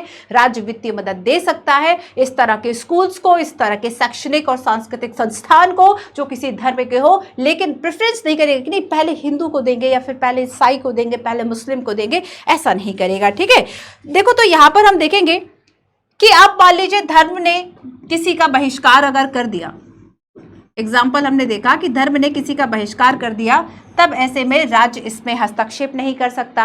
तो इसमें एक गलत जो एक मैसेज जाता है, क्योंकि धर्म जो है वह निजी मामला है, कानूनी बहस का मुद्दा नहीं है। कितनी अच्छी लाइन है, धर्म निजी मामला है, धर्म निजी मामला है और कानूनी विषय नहीं है। ठीक वैसे ही जैसे कि कानूनी विषय राज्य सत्ता का है, धार्मिक विषय नहीं है, तो धर्म निजी मामला है, कानूनी विषय नहीं है, और इसलिए राज्य किसी के भी बहिष्कार को या इस तरह की जो भी प्रथाएं धर्म के आधार पर चले, अत्याचार हो, आप शांत रहते हैं, कुछ नहीं कर सकते। ठीक है, क्लियर है। तो स्वतंत्रता और समानता की व्याख्या जो यूरोपीय धर्मनिरपेक्षता में की जाती है वह बहुत ही व्यक्तिवादी ढंग से की जाती है। मतलब अगर स्वतंत्रता की बात करेंगे तो व्यक्ति की स्वतंत्रता की बात करेंगे, समानता की बात करेंगे तब व्यक्तियों की भी समानता की बात करेंगे, लेकिन यहाँ पर धार्मिक समुदाय या अल्पसंख्यकों की जो बात है वह नहीं की जाती। इसलिए आप देखेंगे कि यूरोपीय और बाकी कंट्रीज में जो है वह आप बड़े पैमाने पर इस तरह के नरसंहार को देख पाते हैं। बहुत सारे लोगों का को इस आधार पर मार देना और राज्य उसमें कुछ नहीं कर रहा है। ठीक है, क्यों? क्योंकि वहां की धर्मनिरपेक्षता के मॉडल में ही ये चीज नहीं है। समझ रहे हैं ना? तो यहां पर देखो व्यक्तिवादी ढंग से जो व्याख्या वह की जाती है, आप इसको एक चीज से और समझो कि जैसे कि इंडिया में अगर हम देखेंगे तो एक हमारे यहाँ पारिवारिक मूल्यों में भी बड़ा अंतर है। जैसे कि आप देखेंगे कि हम ज्यादातर अपनी फैमिली को प्रायोरिटी दे सकते हैं, हम अपनी व्यक्तिगत खुशी को उतनी प्रायोरिटी नहीं देते। बट वेस्टर्न कंट्रीज में ऐसा नहीं है, वो व्यक्तिगत रूप से खुश रहे इसके लिए वो चाहे दोस्त हो चाहे फैमिलीज हो, ठीक है, उन सबसे चाहे वह अलग होकर रहे, मतलब वहां पे संबंधों में आप उतना ज्यादा वैसा एक अलगाव देख पाते हैं क्योंकि वहां पर, लेकिन इंडिया में ऐसा नहीं है ना, लेकिन वेस्टर्न कंट्रीज में है। तो यहां पर हम देखेंगे कि केवल धर्मनिरपेक्षता के यूरोपीय और भारतीय मॉडल में अंतर नहीं है, हर एक चीज में अंतर है, कल्चर में अंतर है, फैमिली वैल्यूज में अंतर है। हम केवल अपनी खुशी के लिए अपने परिवार को दुख नहीं देते है ना, ज्यादातर तो ऐसा ही होता है, कुछ लोगों की बात छोड़ देते हैं। लेकिन यूरोप में ऐसा नहीं, ऐसा नहीं कि सब लोग वहां ऐसा करते होंगे, लेकिन हाँ वहां पर स्वतंत्रता का मतलब क्या है कि व्यक्ति की स्वतंत्रता। ठीक है, चलिए अब हम भारतीय धर्मनिरपेक्षता की बात यहां कर लेते हैं ताकि आप थोड़ा सा इसको साथ ही साथ में समझ लें। भारतीय धर्मनिरपेक्षता,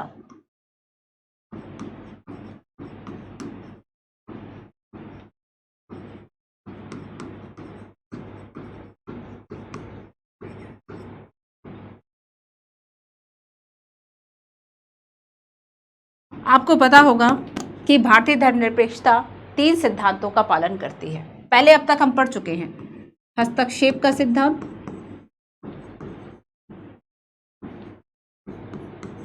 अहस्तक्षेप का सिद्धांत,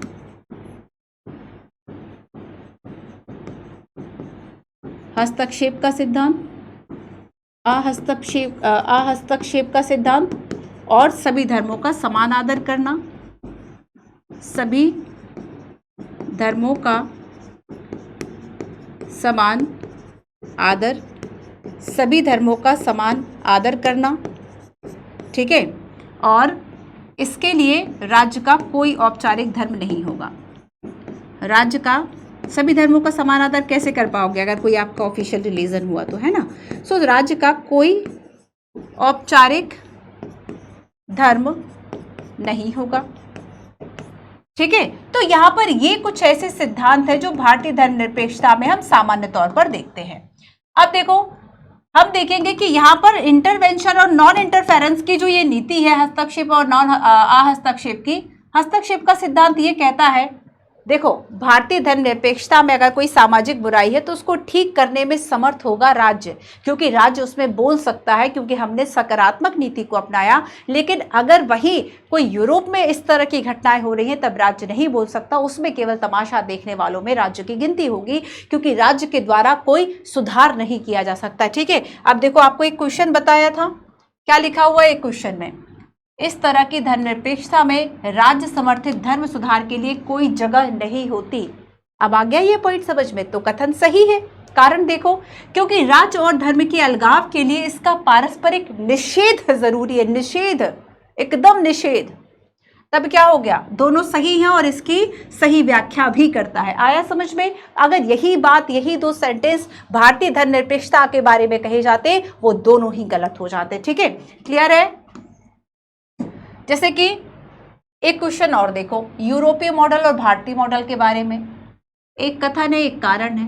भारतीय धर्मनिरपेक्षता का संबंध व्यक्तियों की धार्मिक आजादी से नहीं, अल्पसंख्यक समुदाय की आजादी से भी है, जबकि यूरोपीय मॉडल इससे अलग है। अगर इसमें यह लिखा होता कि यूरोपीय मॉडल इसके समान है तब तो गलत हो जाता, क्योंकि यूरोप में व्यक्ति की स्वतंत्रता की बात की जाती है, अल्पसंख्यकों की बात नहीं की जाती। लेकिन भारत में अल्पसंख्यकों के लिए भी धार्मिक समानता और सद्भाव की बात की जाती है। तो भारतीय धर्मनिरपेक्षता का संबंध क्या है कि व्यक्तियों की धार्मिक आजादी, व्यक्तियों की धार्मिक आजादी होनी चाहिए। लेकिन देखो यहां पर ही मैं आपको बताऊं कि अगर हम अमेरिका की बात करते हैं, ठीक है, यूरोपीय मॉडल की बात करेंगे, अमेरिका नहीं, यूरोपीय मॉडल, तो यूरोपीय मॉडल में देखो,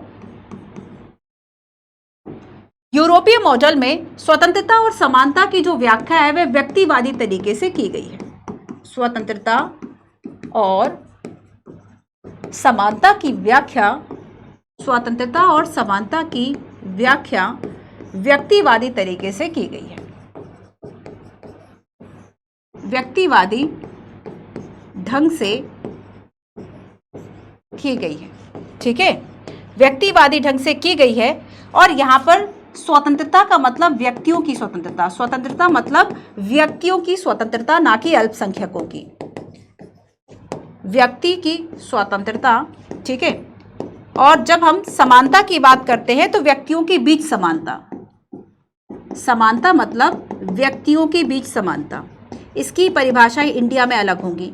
व्यक्तियों के बीच समानता, आया समझ में? तो ये व्याख्याएं कैसे की गई हैं? बहुत ही व्यक्तिवादी ढंग से की गई, इंडिविजुअल तरीके से की गई है। भारत के संदर्भ में ऐसा नहीं है।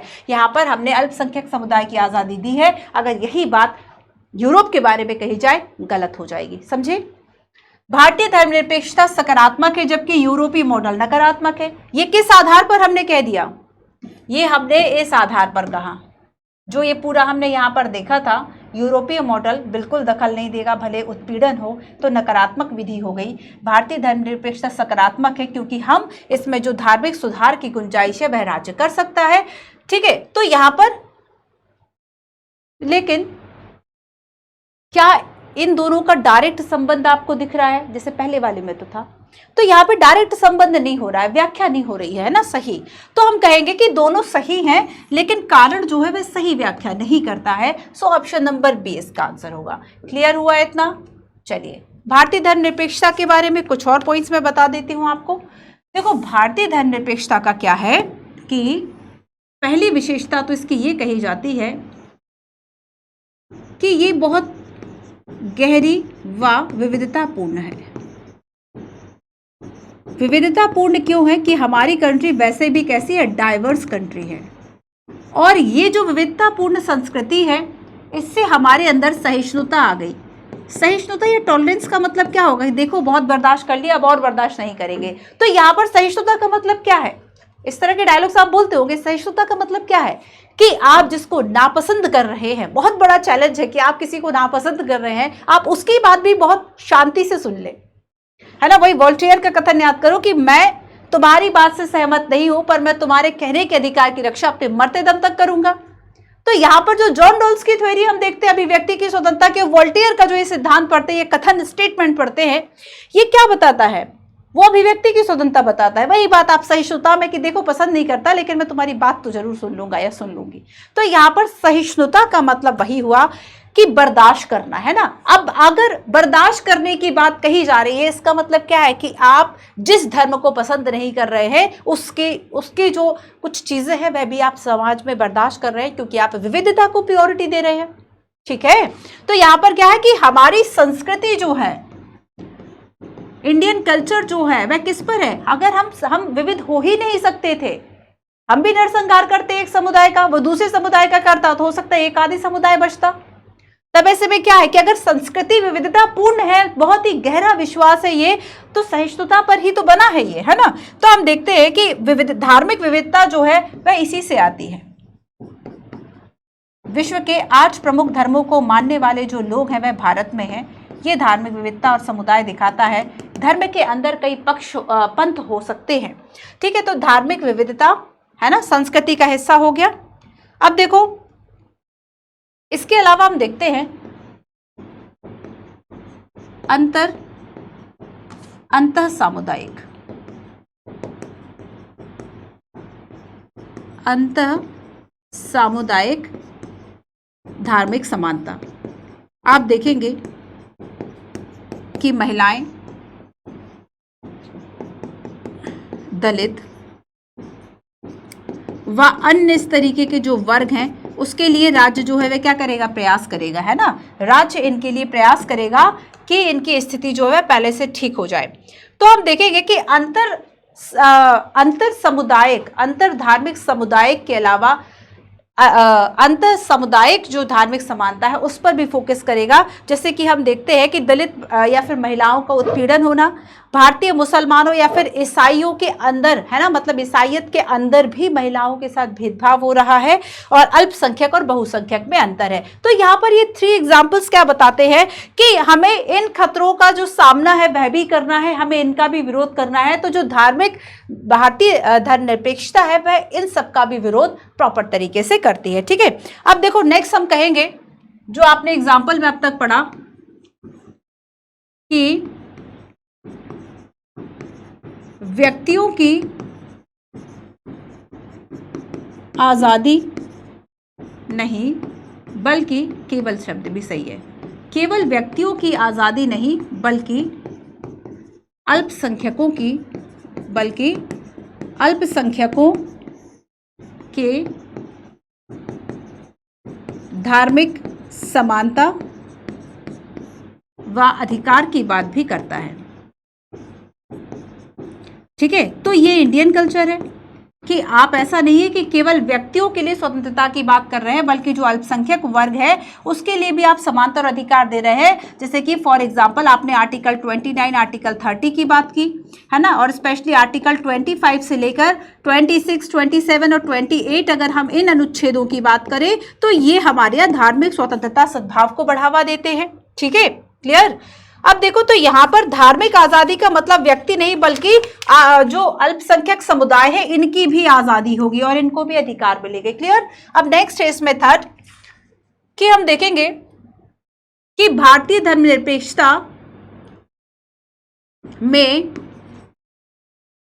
राज्य द्वारा समर्थित, मतलब राज्य इसका समर्थन कर सकता है, राज्य द्वारा समर्थित धार्मिक सुधार की गुंजाइश रहती है जो कि यूरोपीय मॉडल में नहीं थी। राज्य द्वारा समर्थित धार्मिक सुधार की गुंजाइश जो है, जो संभावना है वह रहती है कि अगर किसी तरीके का जो धर्म है, जैसे कि आप सबरीमाला केस की बात करें कि नहीं, हमारे यहाँ तो 1000 वर्षों से जो है वह इन पर्टिकुलर भगवान की पूजा केवल पुरुष करते आए हैं, महिलाएं नहीं करती। कुछ परंपराओं के नाम पे किसी एक समुदाय को हटा देना, दलितों को मंदिरों में प्रवेश ना देना, इस तरह के जो कॉन्सेप्ट्स आप देखते हैं, ये क्या है कि अब राज्य जो है इस पे सुधार कर सकता है। तो चाहे हम अस्पृश्यता की बात करें, महिला समानता की बात करें, तो फॉर एग्जाम्पल इस तरह के जो मुद्दे हैं वो यहाँ पे राज्य बोलता है बीच में, है ना। तो हम देखेंगे कि ना तो चाहे बाल विवाह की बात कर ले, अभी आप जया जेटली कमीशन का क्या कॉन्सेप्ट देखते हैं, करंट अफेयर में जया जेटली कमीशन अगर चर्चा में रहा, पिछले शायद 1-1.5 साल से चर्चा में है, उसमें ये बताया जाता है कि कोई साइंटिफिक रीजन है नहीं कि आप महिलाओं की आयु, जो लड़कियों की जो आयु वह 18 साल रखे और पुरुषों की जो विवाह की आयु है वह 21 साल रखे, क्योंकि साइंटिफिक इसका कोई रीजन नहीं मिलता। हमें यही समझ में आता है कि शायद हमारी जो परंपराएं हैं या फिर हमारा जो पितृ सत्तात्मक समाज है वह शायद केवल अधिकार, और चूंकि एक उम्र वाली बात हो जाती है ना कि हमसे कोई 1 या 2 महीने भी बड़ा है तब भी हम उसको दीदी भैया बोलने लगते हैं, है ना। तो उन संबंधों में हाँ हम ये तो नहीं बोलते, लेकिन एक अधिकार दिखता है। अगर उम्र में मान लीजिए पुरुष अगर बड़ा है, ठीक है, और अगर जो लड़की है वह छोटी है, तब ऐसे में एक अधिकार जमाया जा सकता है। तो हमारा समाज तो ऐसे ही बना है। तब ऐसे में हम देखते हैं कि जया जेटली कमीशन या बाकी सब बात करते हैं। तो अभी देखो अस्पृश्यता की बात कर ले या बाल विवाह की बात कर ले, तो राज्य अगर समर्थित ये धार्मिक सुधार कर सकता है, यूरोप में ऐसा नहीं था। ठीक है, क्लियर है, इस बात को याद रखना। चलो, एक बड़ा डिफरेंस भी है। तो हमने सकारात्मक विधि को अपनाया, भारतीय धर्मनिरपेक्षता। एक और पॉइंट समझ लो,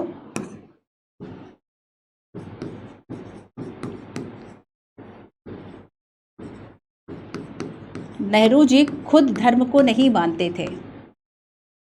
नेहरू जी खुद धर्म को नहीं मानते थे, ठीक है। ऐसा नहीं कि बहुत पूजा पाठ करने वाले व्यक्ति हैं, लेकिन उनके द्वारा भी ये कहा जाता था कि धर्मनिरपेक्षता जो है वह होनी चाहिए, सभी धर्मों का समान आदर होना चाहिए। तो जरूरी नहीं है कि वो व्यक्ति जो पूजा पाठ नहीं कर रहा है वो इस चीज को ना अपनाए। तो नेहरू के जो विचार है वह भारतीय धर्मनिरपेक्षता के संबंध में है, ये काफी इंपॉर्टेंट है ना। तो यहाँ पर नेहरू जी क्या कहते थे, एक पॉइंट ये भी याद रख लो, कभी भारतीय धर्मनिरपेक्षता के बारे में ऐसे लिख रहे हो तब आप इसका यूज कर सकते हैं। तो यहाँ पर नेहरू जी क्या कह रहे हैं कि राज्य सभी धर्मों का समान संरक्षण करेगा, सभी धर्मों का समान संरक्षण करेगा, ऐसा नेहरू जी कहा करते थे। अब देखो, तो यहां पर जैसे कि हम अहिंसा के लिए गांधी जी को जानते हैं, बहुत कम लोगों को पता होगा कि नेहरू को भारतीय धर्मनिरपेक्षता का दार्शनिक कहा जाता है। भारतीय धर्मनिरपेक्षता, भारतीय धर्मनिरपेक्षता का दार्शनिक कहा जाता है नेहरू जी को। ठीक है, क्लियर? क्लियर? तो नेहरू जी को क्या कहा जाता है कि भारतीय धर्मनिरपेक्षता के ये दार्शनिक थे, और ये ऐसा कहते हैं कि सभी धर्मों को राज्य के द्वारा समान संरक्षण मिलना चाहिए, और ऐसा धर्मनिरपेक्ष राष्ट्र चाहते थे जो सभी धर्मों की हिफाजत करे, किसी एक धर्म की तरफदारी ना करे और दूसरे धर्म को अनावश्यक रूप से दबाए ना, है ना। तो यहां पर ये कहते हैं। अच्छा देखो, एक और बात सुनो, आपने खिलाफत आंदोलन सुना है? 1919 का हिस्ट्री में पढ़ते हो, आपको पता होगा कि खिलाफत चूंकि ब्रिटेन के द्वारा या फिर बाकी कुछ राष्ट्रों के द्वारा कुछ ऐसी अपमानजनक शर्तें जो है वो उन पे थोप दी गई थी। अब हमें इसका एक पक्ष पता है, मैंने भी जब इस पॉइंट को पढ़ा था तब मुझे लगा कि अच्छा इसका कारण ये था, अभी आपको पता चलेगा। आपने एक लाइन पढ़ रखी है कि खिलाफत आंदोलन जो है स्वतः कैसे समाप्त हो गया था, कि कहीं तुर्की में एक कमाल पाशा है, जिसे मुसलमान लोग जो है वह अपना एक तरीके से धार्मिक गुरु और पिता समझ रहे हैं, और उनके अधिकारों में कटौती हो जाना खिलाफत आंदोलन है ना, शुरू हुआ था। अब फिर अचानक खत्म ऐसे हो गया कि वह एक लोकतांत्रिक राष्ट्र घोषित हो गया। हमें इतनी ही जानकारी है। अब इसमें एक जो आगे की जानकारी है वह सुनो, ठीक है। तो देखो, कमाल अतातुर्क, हाँ, अब देखो आपने कमाल पाशा सुना होगा। एक एग्जाम्पल मैं यहां लिख देती हूं, आपको याद रहेगा, ठीक है, कि जो कमाल पाशा हुआ करते थे, ठीक है, कमाल पाशा, इन्होंने क्या किया बच्चों, अपना नाम बदल लिया।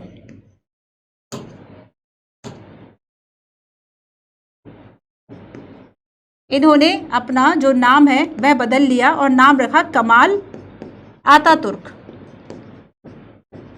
इसका आतातुर्क का मतलब था तुर्कों का पिता, ठीक है, तुर्कों का पिता। तब हम देखेंगे कि मुस्तफा कमाल पाशा का जो नाम है, मुस्तफा था पूरा नाम, मुस्तफा कमाल पाशा, ठीक है। अब इन्होंने ऐसा क्यों किया? क्योंकि ये एक लोकतंत्रात्मक राष्ट्र बनना चाहते थे। ऐसे में सबसे पहले तो उन्होंने अपना नाम चेंज किया, ग्रेगोरियन कैलेंडर को अपनाया, अंग्रेजी के जो दिन थे, जो मंथ थे, उन सबको अपनाया, ठीक है। जो पश्चिमी पोशाक थी उसको बढ़ावा दिया, जो मुसलमानों के द्वारा जो एक टोपी पहनी जाती थी, उस परंपरागत टोपी को जो अनिवार्य थी उसको रोका, ठीक है। तो यहां पर कुछ ऐसे काम इनके द्वारा किए गए। हेट कानून था कि जो परंपरागत फेज टोपी थी वह पहनना ही था, उस कानून को हटाया। तो लोकतांत्रिक दिखने के लिए इन्होंने भी क्या किया, एक तरीके से कि धर्म में जो बहुत ज्यादा ऐसी रूढ़ियां थी उसको खत्म किया, लोकतांत्रिक राष्ट्र घोषित हो गया, हमारे खिलाफत आंदोलन समाप्त हो गया। तो यहां पर इन्होंने क्या किया कि धर्मनिरपेक्षता, संगठित धर्म से सैद्धांतिक दूरी बनाने की बजाय एक सक्रिय हस्तक्षेप कर दिया। तो ऐसा नहीं कि हम अगर राष्ट्र चलाएंगे तो हम केवल धर्म को दूरी कर देंगे, धर्म में ही सुधार कर दिया। तो इन्होंने भी तो कैसी मेथड को अपनाया, क्या यूरोपीय मॉडल को अपनाया। तो यहां पर हम देखेंगे कि ये जो धर्मनिरपेक्षता, ये 20वीं सदी के प्रारंभ में कमाल पाशा ने इस चीज को लागू किया था, ठीक है। तो उन्होंने कहा कि धर्म से नाता तोड़े बिना ही हम कैसे एक धर्मनिरपेक्ष और एक लोकतंत्रात्मक राष्ट्र की तरफ जा सकते हैं, इसके लिए उनका ये जो प्रयास था वह था, ठीक है। तो यहां पर नेहरू जी के बारे में कहा जाता है कि वे धार्मिक, ये स्वयं अनुसरण नहीं करते थे किसी धर्म का, स्वयं किसी धर्म का अनुसरण नहीं करते थे, स्वयं किसी धर्म का अनुसरण नहीं कर सकते थे, ठीक है। नेहरू के धर्मनिरपेक्षता के विचार और जिन्ना के धर्मनिरपेक्षता के विचार, ये आपके लिए एक मेंस आंसर राइटिंग का कॉन्सेप्ट हो सकता है, ठीक है। नेहरू वर्सेस जिन्ना, नेहरू वर्सेस जिन्ना, कंपैरिजन ढूंढ लोगे तो ये आपका होमवर्क होगा, आपको सर्च करना है इसके बारे में। देखो, जानने के लिए बहुत कुछ, अगर पढ़ने का इंटरेस्ट रखोगे तब आपको राहें भी मिल जाएंगी। तो यहाँ पर हम देखेंगे कि नेहरू के द्वारा ये कहा जाता है कि ना तो वे पूरी तरह से पक्ष में थे कि राज्य और धर्म का एकदम से पृथक्करण कर दिया जाए, तो यहाँ पर इनके द्वारा भी, और ना ही इस पक्ष में थे कि एकदम धर्म पर अनावश्यक रूप से आप शर्तें और जो नियम है वह अप्लाई कर दो, बल्कि एक दूरी भी बनी रहे। वही हस्तक्षेप और अहस्तक्षेप का सिद्धांत, उसको इन्होंने जो बात है वह कहा कि जैसे कि मान लीजिए धर्मनिरपेक्षता, भारतीय धर्मनिरपेक्षता में राज्य सत्ता धर्म में हस्तक्षेप कर सकती है अगर धर्म में सुधार की जरूरत है। तो जैसे कि जाति प्रथा, जैसे कि बाल विवाह, जैसे कि दहेज प्रथा, है ना, अगर ये सारी चीजें हैं तब कानून बनाए, देश की महिलाएं जो है उन्हें सुकून मिले। तो ऐसा करने का जो काम है वह हमारे यहाँ करना चाहिए। ठीक है, क्लियर है। चलिए, तमाम किस्म की जो सांप्रदायिकता थी उसका विरोध करते थे। तो सांप्रदायिकता का विरोध, ये भी एक पॉइंट लिख लो। कभी सांप्रदायिकता का लिखना हो तब भी आप नेहरू जी के बारे में लिख सकते हैं। किसी भी तरह की जो सांप्रदायिकता है उसका विरोध करते थे। ठीक है, क्लियर है। चलिए आगे कुछ और पॉइंट्स, जैसे कि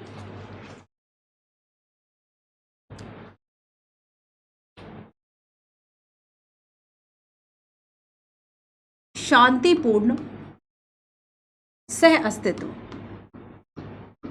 शांतिपूर्ण, शांति से साथ में रह सके, सह अस्तित्व, है ना।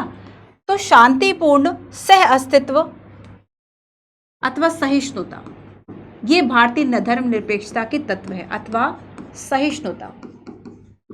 अगर आप चाहते हैं कि हम सभी जो है वह शांतिपूर्वक रहें, तब ऐसे में एक जो सकारात्मक विधि है वह हमें हेल्प करेगी। सकारात्मक विधि मतलब राज्य का धर्म में हस्तक्षेप करना। सकारात्मक विधि मतलब राज्य का धर्म में हस्तक्षेप, लेकिन यह हस्तक्षेप केवल गलत तरीकों के लिए होगा। जैसे कि अब देवदासी प्रथा है, उसके लिए होगा, है ना। तो धर्मों में राज्य सत्ता के हस्तक्षेप की सैद्धांतिक अनुमति बेसिकली यहाँ पर दी जाती है। जैसे कि धर्म के आधार पर जातिगत विभाजन स्वीकार नहीं है राज्य को।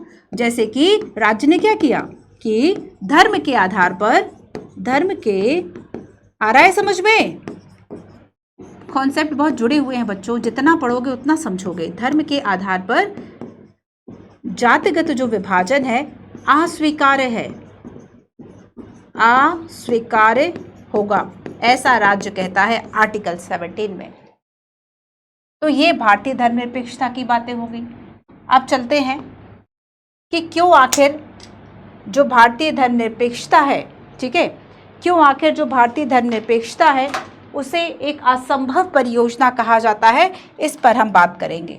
चलिए कुछ आलोचनाओं के जो पक्ष हैं उसको समझेंगे।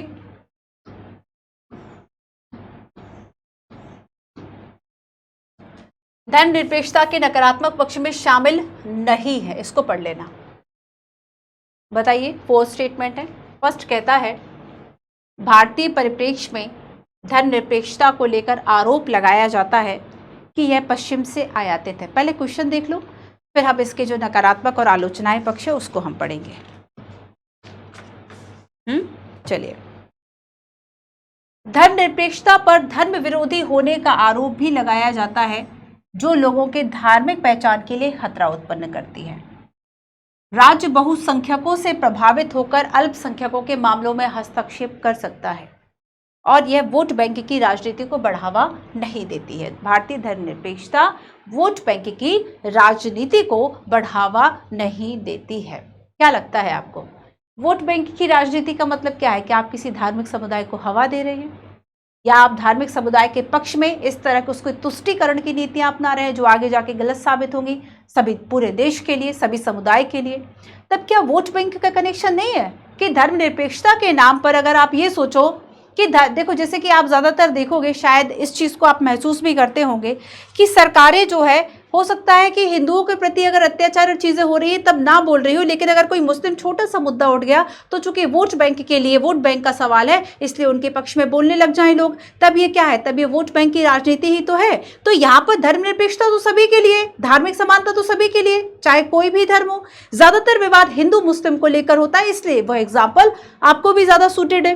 तो हम देखेंगे कि वोट बैंक की राजनीति को डेफिनेटली बढ़ावा देता है, ठीक है।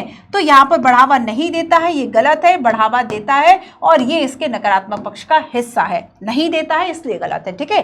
बाकी देखो, ये आरोप लगाया जाता है कि भारत की भूमि पर पश्चिम से आया हुआ एक पौधा है। मतलब सबसे पहली बात तो यही कही जाती है, भारतीय धर्मनिरपेक्षता की आलोचनाओं में भारतीय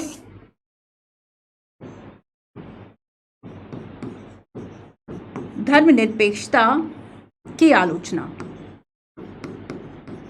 भारतीय धर्मनिरपेक्षता की आलोचना।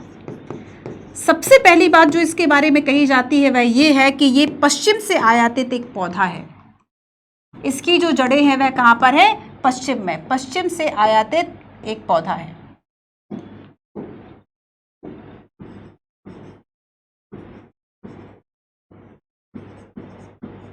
पहली आलोचना यही हो गई,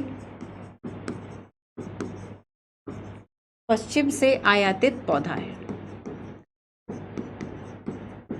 मतलब हम देखेंगे कि इसकी जो जड़ें हैं, मतलब धर्मनिरपेक्षता का जो मूलतः कॉन्सेप्ट है वह यूरोप से शुरू हुआ था, वह पश्चिमी राष्ट्रों से शुरू हुआ था। लेकिन इसमें एक बात यह भी कही जाती है कि पश्चिम में भी धर्मनिरपेक्षता तभी आई ना जब उन्होंने खुद को ईसाइयत से दूर किया, या जो भी उनका धर्म था या फिर चर्च का राज्य था उससे उसको दूर किया। तब हम कैसे कह सकते हैं कि ये जो है वह गलत है ना? तो यहां पर हम कहेंगे कि पश्चिम से आयातित एक पौधा है या फिर यूरोपीय मॉडल से प्रभावित है,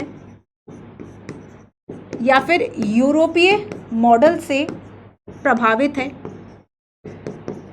अब कुछ लोगों का यह भी कहना है कि अच्छा, अगर अच्छी प्रैक्टिसेस है तो वह लोग अप्लाई नहीं करेंगे सिर्फ ये सोच के कि कोई अच्छी, देखो जैसे कि वही हुआ कि मान लो कोई अच्छी बात आपसे कह रहे कि हमें पढ़ाई करना चाहिए तभी सिलेक्शन होगा, हवा में महल नहीं बनाए जाएंगे, ठीक है। तब ऐसे में अब उसने सही बात कही तो आप नहीं मानोगे, क्योंकि वह कोई ऐसा पर्सन कह रहा है जिसको आपको सुनना नहीं है। तो अच्छी बात तो हम सभी की मान सकते हैं। अब ये ठीक वैसा ही हो गया कि यूरोप से आयातित पौधा है, जैसे कि यूरोप वासी ये कहने लगे कि नहीं, शून्य का आविष्कार तो भारत ने किया था, तो हम अपनी गणना में शून्य की बात जो है वह नहीं करेंगे। तो ये जो बहस है वह थोड़ी सी अजीब लग सकती है, ठीक है। तो इसमें यह कहा जाता है कि पश्चिम से आयातित ठीक है, ईसाइयत से जुड़ा हुआ है, पश्चिमी चीज है, केवल इसलिए हम इसको भारतीय परिस्थितियों के अनुकूल ना माने, ये गलत है। तो हमने अगर इसको अपनाए, देखो आलोचना की भी आलोचना कर देनी है, ठीक है। ये आलोचना तो इसकी है ही है, अब इसकी भी आपको क्या करनी है? आलोचना कर देनी है कि पश्चिम से आयातित जरूर है, लेकिन पश्चिम में जो कॉन्सेप्ट है वह नेगेटिव सेकुलरिज्म का है और हमने पॉजिटिव को अपनाया है। क्लियर? अब देखो इसमें धर्म विरोधी कही जाती है। दूसरी बात यह है कि कहा जाता है कि ये जो है वह क्या है? धर्म विरोधी कॉन्सेप्ट है। अब देखो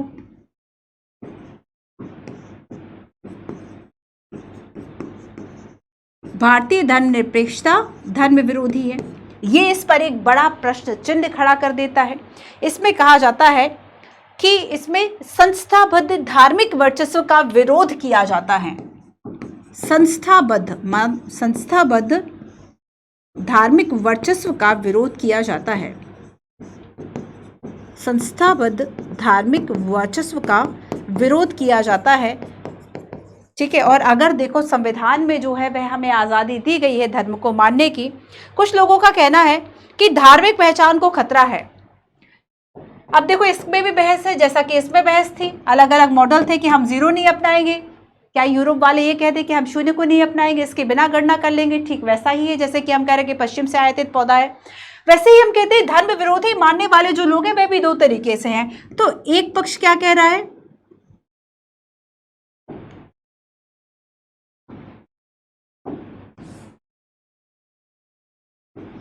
कि धर्म खतरे में है, ठीक है, कि धर्म को खतरा है, ये एक पक्ष है।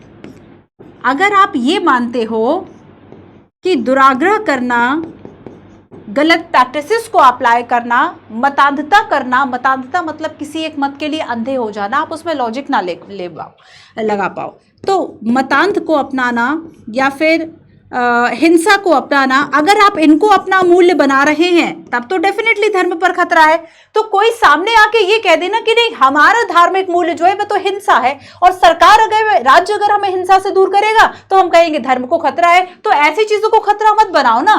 जैसे कि ठीक है, यूसीसी के लिए आप इस कॉन्सेप्ट को अपना सकते हैं कि अगर जिनको लगता है कि धर्म विरोधी है और अगर यूसीसी ये कहता है कि जो मुस्लिम महिलाएं हैं उन्हें भी गुजारा भत्ता और समानता की अधिकार कहा जाता है, तो यहाँ पे जो धार्मिक गुरु है, ठीक है, जो मुस्लिम उलेमा है, उनको भी ये समझना चाहिए कि ठीक है ये गलत प्रैक्टिस है तो उसको ठीक किया जा सकता है। तो बहुत ज्यादा मतांध होने की जरूरत नहीं है, वो भी अगर थोड़ा सा लिबरल होंगे तो हमें ज्यादा आसानी हो जाएगी यूसीसी को लागू करने में। तब हम देखते हैं बच्चों की धार्मिक विरोधी है ऐसा एक पक्ष कहता है, और अगर राज्य रोकेगा तो अस्पृश्यता को हटा रहा है, राज्य दहेज प्रथा को निषेध कर रहा है, बाल विवाह को रोक रहा है, महिला समानता की बात कर रहा है, तब आप ये नहीं कह सकते कि नहीं ये तो हमारे धर्म की पहचान है। और अगर धर्म की पहचान हिंसा है तब आपका धर्म जरूर खतरे में है। अब दूसरा पक्ष क्या कह रहा है, दोनों ही पक्ष हमें देखने हैं ना। दूसरा पक्ष कह रहा है कि ये धार्मिक समानता और स्वतंत्रता को बढ़ावा दे रहा है। राज्य जो है वह सभी धर्मों का समान संरक्षण पर आधारित है, तो धार्मिक समानता संरक्षण, ठीक है, इसको बढ़ावा दे रहा है, स्वतंत्रता को बढ़ावा दे रहा है, क्योंकि हमारे आर्टिकल्स में लिखा हुआ है स्वतंत्रता को बढ़ावा दे रहा है। तो ये एक पक्ष का मानना है, समझे इस बात को। तो क्या धर्म विरोधी है, क्या ये धर्म विरोधी है, आप समझ गए इसको। तो ये हो गया हमारा दूसरा पॉइंट। अब हम चलते हैं चलो तीसरे पॉइंट पे, ठीक है। अब हम तीसरे पॉइंट की बात करते हैं कि आखिर तीसरा जो मुद्दा है वह क्या कहता है। तीसरी बात इसमें कही जाती है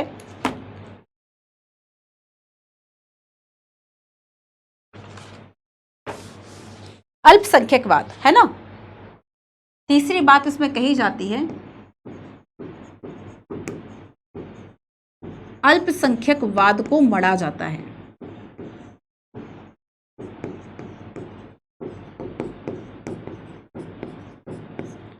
तीसरी आलोचना भारतीय धर्मनिरपेक्षता की इस आधार पर की जाती है और इसमें कहा जाता है कि भारतीय धर्मनिरपेक्षता अल्पसंख्यकों के जो अधिकार है उसकी पैरवी कर रहा है। लेकिन सवाल यह है कि क्या यह न्याय उचित है। अगर जैसे कि हम वोट बैंक की बात करते हैं या केवल आप अल्पसंख्यकों के अधिकारों की बात करेंगे, बहुसंख्यक के अधिकारों का क्या होगा, बहुसंख्यक के अधिकारों का क्या होगा। अगर आप ये कहो कि जैसे मान लीजिए 80% के आसपास अगर हिंदू है और आप यहां पर केवल मुस्लिमों के अधिकारों की वकालत करें, तब यहां पर आपकी धर्मनिरपेक्षता कहां जाएगी। अगर सभी के लिए समानता की बात आपको करनी है तो अल्पसंख्यक के अधिकारों को मत मढ़ो, सभी के लिए समानता की बात करो। लेकिन यहां पर अल्पसंख्यकवाद को बढ़ावा देने का, तो क्या ये जस्ट है या इनजस्ट है, क्या ये उचित है अनुचित है, इस बात का भी एक आरोप भारतीय धर्मनिरपेक्षता पर लगता है। ठीक है, तो यहां पर जैसे कि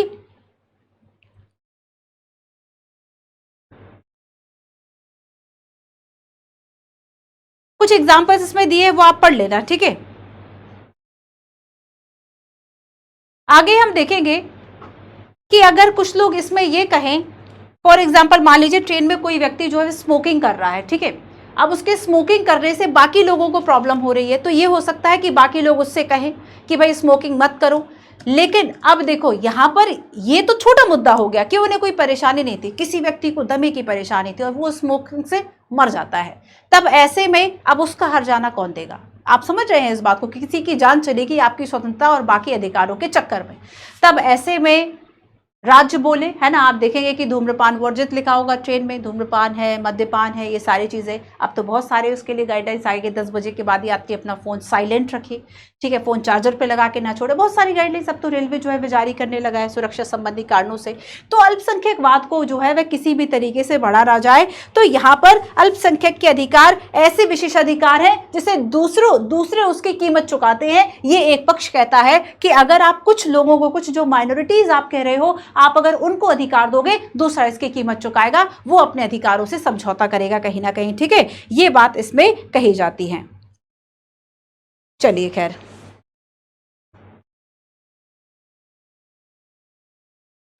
अब नेक्स्ट अतिशय हस्तक्षेपकारी कहा जाता है। चौथा है, फोर्थ है इसमें कि ये जो है वह कैसा है, ज्यादा ही हस्तक्षेप करता है, अतिशय हस्तक्षेपकारी है। जरूरत से ज्यादा जो भारतीय धर्मनिरपेक्षता में एक कॉन्सेप्ट है कि राज्य के द्वारा समर्थित धार्मिक सुधार की गुंजाइश इसमें छोड़ दी गई। अब वो लिमिटेशंस कहाँ लगा दें, लिमिटेशंस कैसे लगा दें हम कि अब राज्य जो है वो इस चीज को करेगा, इस चीज को नहीं करेगा, क्या लिमिटेशंस लगा दें हम, है ना।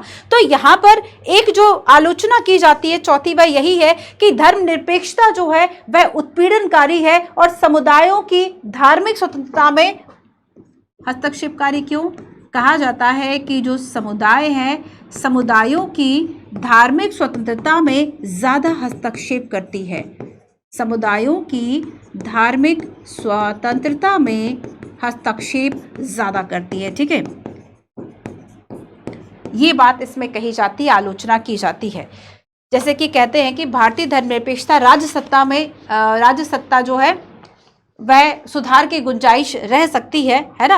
लेकिन यहाँ पर यह भी कहा जाता है, इसके ऊपर ये भी वही पक्ष विपक्ष वाली बात हो गई। कुछ लोगों का मानना है कि चलो ठीक है, सही है, दहेज प्रथा रोकी, जाति प्रथा रोकी, है ना, या फिर 3 तलाक का मुद्दा अगर हम कहें, या फिर हम बाकी और धार्मिक समुदायों के लिए इस तरह के सुप्रीम कोर्ट के डिसीजंस कहें, तो कहीं कहीं तो ठीक लगता है कि राज्य ने बिल्कुल सही किया, बट हर जगह ये सही नहीं लगता, है ना।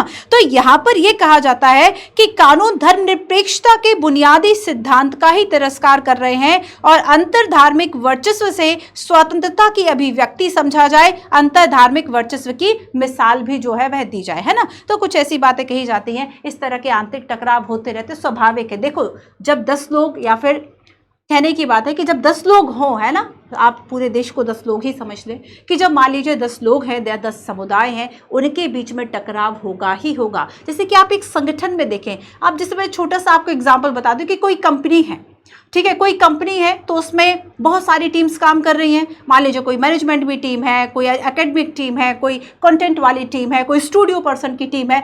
अब इन सभी के बीच में, चूंकि एक संगठन में इतने सारे लोग हैं, टकराव होगा नहीं होगा, डेफिनेटली टकराव होगा। लेकिन अब अगला मुद्दा तो वही है कि अगर आपको संगठन को चलाना है, तब आपको इनके बीच में एक सामंजस्य, एक कोऑर्डिनेशन बैठाना होगा। उसके लिए कुछ अधिकारी लगे होते हैं कि ठीक है, अब ये प्रॉब्लम है, चलो इस कंसर्न्स को ऐसे दूर कर लेते हैं। तो अगर समुदाय में सबको साथ में रहना है, तब आपको क्या करना होगा कि इस तरह का अतिशय हस्तक्षेप भी ना हो, लेकिन एक सामंजस्य की जो स्थापना है वह भी सभी के बीच में आसानी से हो सके, स्मूथली हम इस विविधता को, इस धार्मिक विविधता के साथ बढ़ सके, सबको आज़ादी हो, इसके लिए प्रयास हमें करना चाहिए। तो दोनों ही पक्ष है, ठीक है।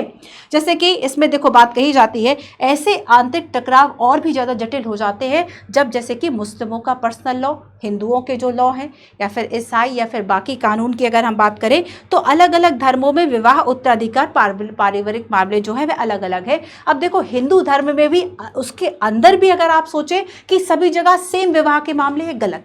फॉर एग्जाम्पल, अगर एक एग्जाम्पल मैं आपको दूं, यूसीसी की क्लास 1 पढ़ी हुई है बच्चों, देख लीजिएगा आप, है ना, इसी चैनल पर है, तो यूनिफॉर्म सिविल कोड की, है ना। तो हम उसमें देखेंगे कि ना केवल एक समुदाय से दूसरे जो धार्मिक समुदाय हैं उनके बीच का अंतर है, बल्कि एक धर्म के अंदर भी अलग कई पंथ और उनकी अलग मान्यताएं हो सकती हैं। फॉर एग्जांपल, नॉर्थ में निजी रिश्तेदारों में या आपस में जो कजन्स हैं, उनके बीच में जो विवाह संबंध है बहुत गलत दृष्टि से देखे जाते हैं, अस्वीकार्य है। वही अगर हम बात करें साउथ में, तो साउथ में इस तरह के संबंधों को शुभ माना जाता है, ठीक है।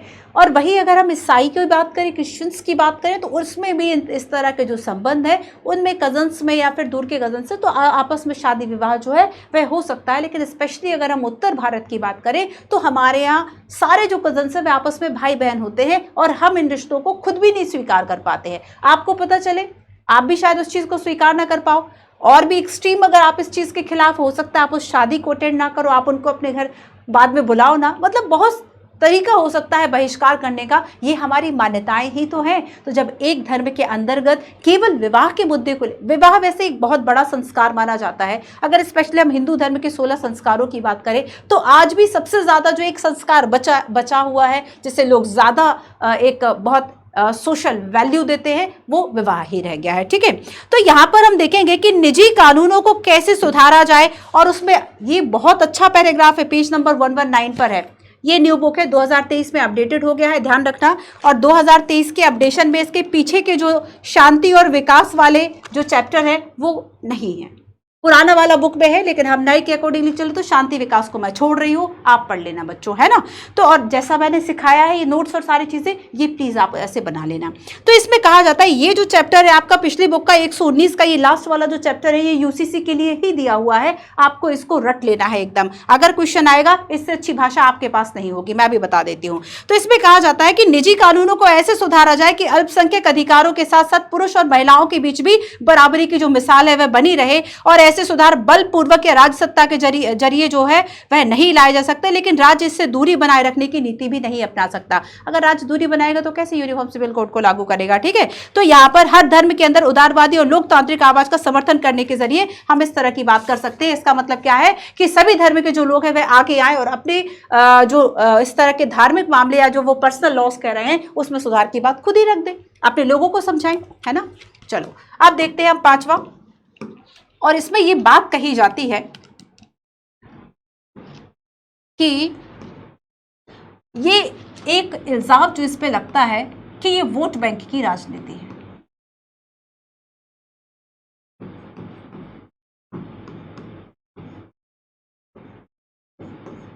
वोट बैंक की राजनीति। अब देखो वोट बैंक की राजनीति क्यों कहा जा रहा है। हम देखते हैं कि ऐसे लोग जो चाहते हैं कि अल्पसंख्यकों का वोट उनके लिए मिल जाए, वो गलत चीजों का भी समर्थन करते हैं। कुछ लोगों के लिए 3 तलाक का जो आपको पता है कि जब हिंदू धर्म में हिंदू कोड बिल लाया गया था उस वक्त उसका विरोध इतना ज़्यादा हुआ था कि जो उस वक्त के कानून मंत्री थे डॉक्टर अंबेडकर, उनको इस्तीफा देना पड़ा था। और उसके बाद धार्मिक सुधारों को लेकर अक्सर इस तरह के कानून लाने से सरकार बचने लगी। उस साथ ही हम देखेंगे कि राजीव गांधी सरकार के अंतर्गत जब महिलाओं के लिए मुस्लिम महिलाओं के लिए स्पेशली जब उनके अधिकारों की बात की गई तब एक बिल लाया गया और उसके विरोध में एक मंत्री थे जो मुस्लिम थे, उन्होंने इस्तीफा दे दिया था। तो ये कुछ ऐसे उदाहरण की सरकारें बचती हैं इस तरह के धार्मिक सुधार से। उनको पता है कि हमने ज्यादा सुधार की बात की और हम ही सुधर जाएंगे, है ना। तो यहां पर हम देखेंगे कि वोट बैंक की राजनीति का एक बड़ा मुद्दा बनाया जाता है और हो सकता है कि यहां पर जो अल्पसंख्यक के हितों की हिफाजत के साथ साथ एक गलत चीजों को भी, गलत प्रैक्टिसेस को भी जो बढ़ावा है वह दे दिया जाए, ठीक है। क्लियर है। तो यहाँ पर कहा जाता है कि कल्याण तो ठीक है लेकिन यहाँ पर किसी के अधिकार की कीमत कोई अन्य पक्ष चुका दे, ऐसा पॉसिबल नहीं होना चाहिए। तो वोट बैंक की राजनीति कहते हैं कि देखो पर्सनली राजनेताओं को लगता होगा कि वोट बैंक की राजनीति गलत तो नहीं है, इनके प्रकार उन्हें सत्ता में आना है, लेकिन वोट बैंक की राजनीति किस तरीके से की जा रही है वो गलत है। मान लीजिए आप कुछ ऐसे मुद्दों को उठा दें जो कि इनजस्ट थे, अन्याय थे, आप उसको प्रूव कर रहे हैं। आप एक पक्ष को, अब जैसे कि हम देखेंगे कि आप हिजाब वाला मुद्दा था, सुप्रीम कोर्ट ने इस पर आंसरहीन मतलब निर्णय नहीं दिया था, निर्णय को रखा हुआ था, ठीक है, सुरक्षित रखा हो कि ठीक है निर्णय हम इस पे बाद में देंगे।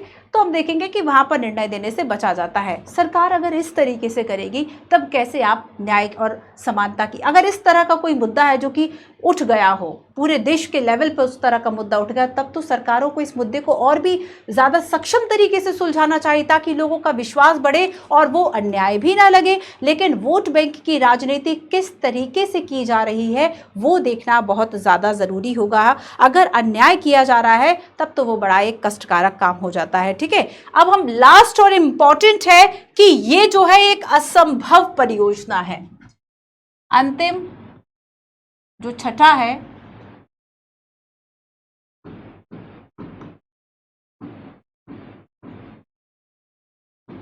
कहते हैं कि आप एक तरफ कहते हो कि सभी को आज़ादी देंगे, धार्मिक स्वतंत्रता की आज़ादी, और दूसरी तरफ आप बाकी प्रतिबंधों की बात करते हैं। असंभव परियोजना है ना। तो धर्मनिरपेक्षता ये चल नहीं पाएगी। एक आलोचना इसकी होती है क्योंकि कहा जाता है कि ये करना तो बहुत कुछ चाहते हैं बट उसका हल वास्तव में इनके पास है नहीं और ना ही इसका एक समाधान हो सकता है, क्योंकि आप इतने सारे समुदाय हैं, इतने सारे पंथ हैं, उसके अंतर्गत आप एक जो सॉल्यूशन है वह दे दो, ऐसा पॉसिबल नहीं हो सकता है, ठीक है। तो जहां ज्यादा मतभेद है वहां पे आप एक बात करोगे कोई नहीं मानेगा, तो इस तरीके से आपकी ये जो परियोजना है वह असफल हो जाएगी, ठीक है। तो यहाँ पर ये दावा जो है वह किया जाता है कि एक आलोचना अच्छा, इस आलोचना का जवाब भी दे। देखो हर आलोचना का जवाब भी है, याद रखना। जैसे कि हमने पश्चिम से आयातित की तो हमने शून्य वाली बात कर दी कि अच्छा शून्य भारत ने आविष्कार किया तो यूरोप इसको मानेगा नहीं, ये तो अजीब सी बात हो गई। मतलब पक्ष विपक्ष आलोचना की भी आलोचना करनी है, ध्यान रखना। आलोचनात्मक मूल्यांकन करते हैं ना हम। तो इस आलोचना का देखो दूसरा जवाब ये दिखाता है कि एक असंभव परियोजना का अनुसरण नहीं वरन भारतीय धर्मनिरपेक्षता भविष्य की दुनिया का प्रतिबिंब है और ये महान प्रयोग किया जा रहा है और पूरा विश्व इसे बड़े चाव से देख रहा है। मतलब भविष्य का प्रयोग क्यों कहा जा रहा है इसको? क्योंकि पूरे विश्व में अलग अलग कम्युनिटीज़ के लोग हैं। अगर हम सब एक साथ रहना चाहते हैं, वासुदेव कुटुंबकम जैसी भावनाएं हैं, तब भारतीय संस्कृति से अच्छा उदाहरण आपके लिए क्या हो सकता है ना? तो यहाँ पर हम देखेंगे कि वैश्वीकरण के साथ साथ पूरे विश्व में जब गतिशीलता इतनी ज़्यादा हो रही है, आप देखेंगे कि सबसे ज़्यादा आपको इंडियंस बहुत सारे अमेरिका में मिल जाएंगे, ऑस्ट्रेलिया में भी मिल जाएंगे। तब आप देखते हैं कि अगर पूरे विश्व में ऐसा मोबिलाइजेशन हो रहा है, शायद, और अमेरिका में तो सबसे ज़्यादा दूसरे देशों से जाने वाले लोग हैं। अगर माइग्रेट कहीं लोग कर रहे हैं तो अमेरिका उनका पसंदीदा स्थल है। तो वहाँ पर हम देखेंगे रोजगार, एजुकेशन सबके बड़े साधन हैं। तब हम देखेंगे कि यूरोप और अमेरिका और मध्य पूर्व के कुछ हिस्से ऐसे हैं जहाँ धर्म और संस्कृति की विविधता भारत जैसी देखने लगी। अब तो सभी जगह ऐसे फ्लावर पॉट कल्चर आ गया कि आप देखेंगे कि हो सकता है 5 लोग खड़े हो, 5 अलग अलग कंट्रीज से हो, उनका धर्म अलग हो, और हो सकता है कोई एक धर्म का हो तो उनका पंथ है समुदाय अलग हो।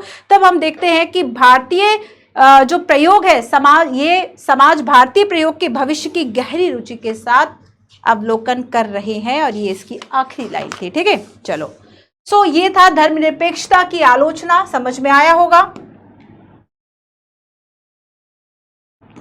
6 आलोचनाएं और हर एक आलोचना की आलोचना, ठीक है, क्लियर। तो हमने आज की क्लास में क्या क्या बात की, हमने समझा।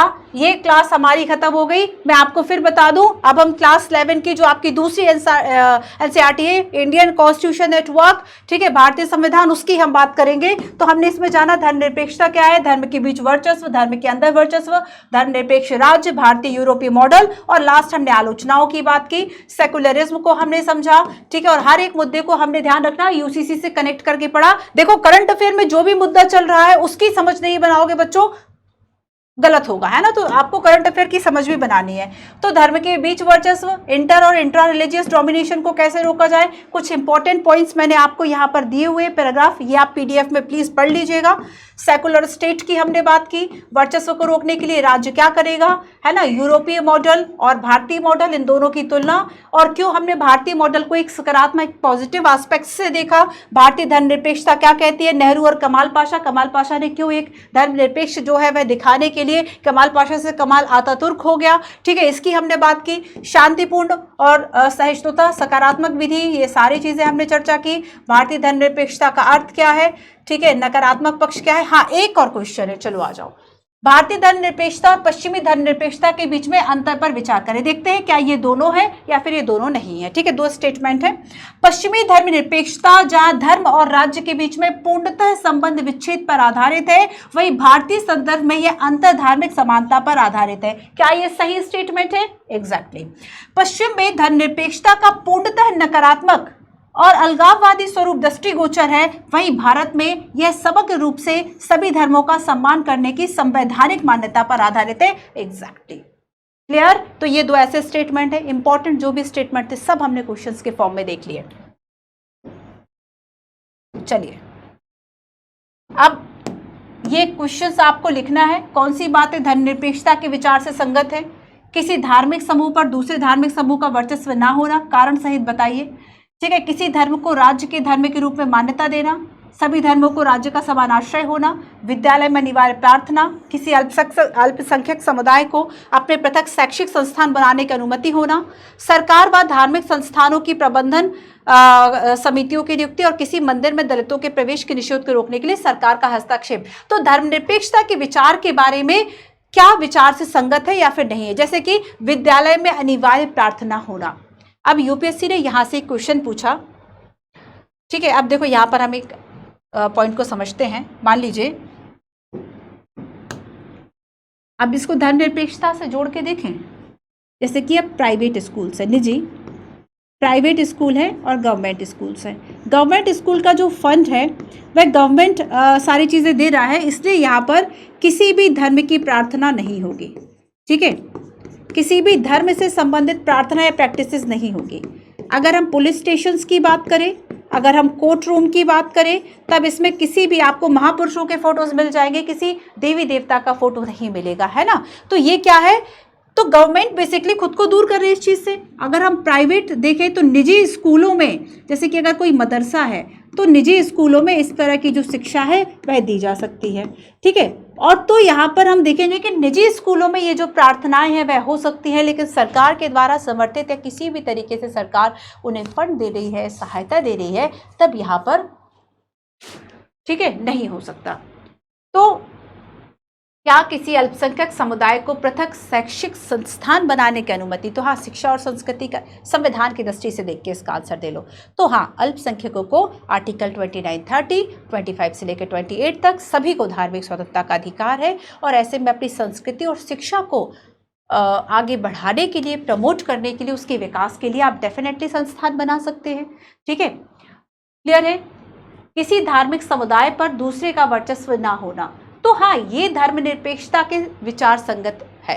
धर्मनिरपेक्षता यही कहती है कि इंट्रा कम्युनिटी हो और इंटर कम्युनिटी हो, या इंटर रिलीजियस हो, इंट्रा रिलीजियस हो, किसी का भी किसी के ऊपर इस तरह से डोमिनेशन ना हो, ट्रेनी ना हो, है ना। क्लियर है। किसी धर्म को राज्य के धर्म के रूप में मान्यता देना, ये धर्मनिरपेक्षता नहीं हो सकती, क्योंकि अगर आपने ऐसा किया तब तो आपने एक ऑफिशियली धर्म को बढ़ावा दे दिया, और बाकी जो अल्पसंख्यक धर्म के लोग हैं उनके लिए परेशानी पैदा हो गई। ठीक है, कोई भी आके उनको रौंद देगा। तो ये था आपका आज का क्लास। चलिए मिलते हैं हम अपनी नेक्स्ट क्लास में। तो क्लास कैसी लगी ज़रूर बताइए। आपके जो कमेंट्स हैं वही एक माध्यम है कि आप एजुकेटर्स तक आपकी जो बात है वह पहुंच सके। नोट्स बनाइए, प्रॉपर रिवीजन कीजिए।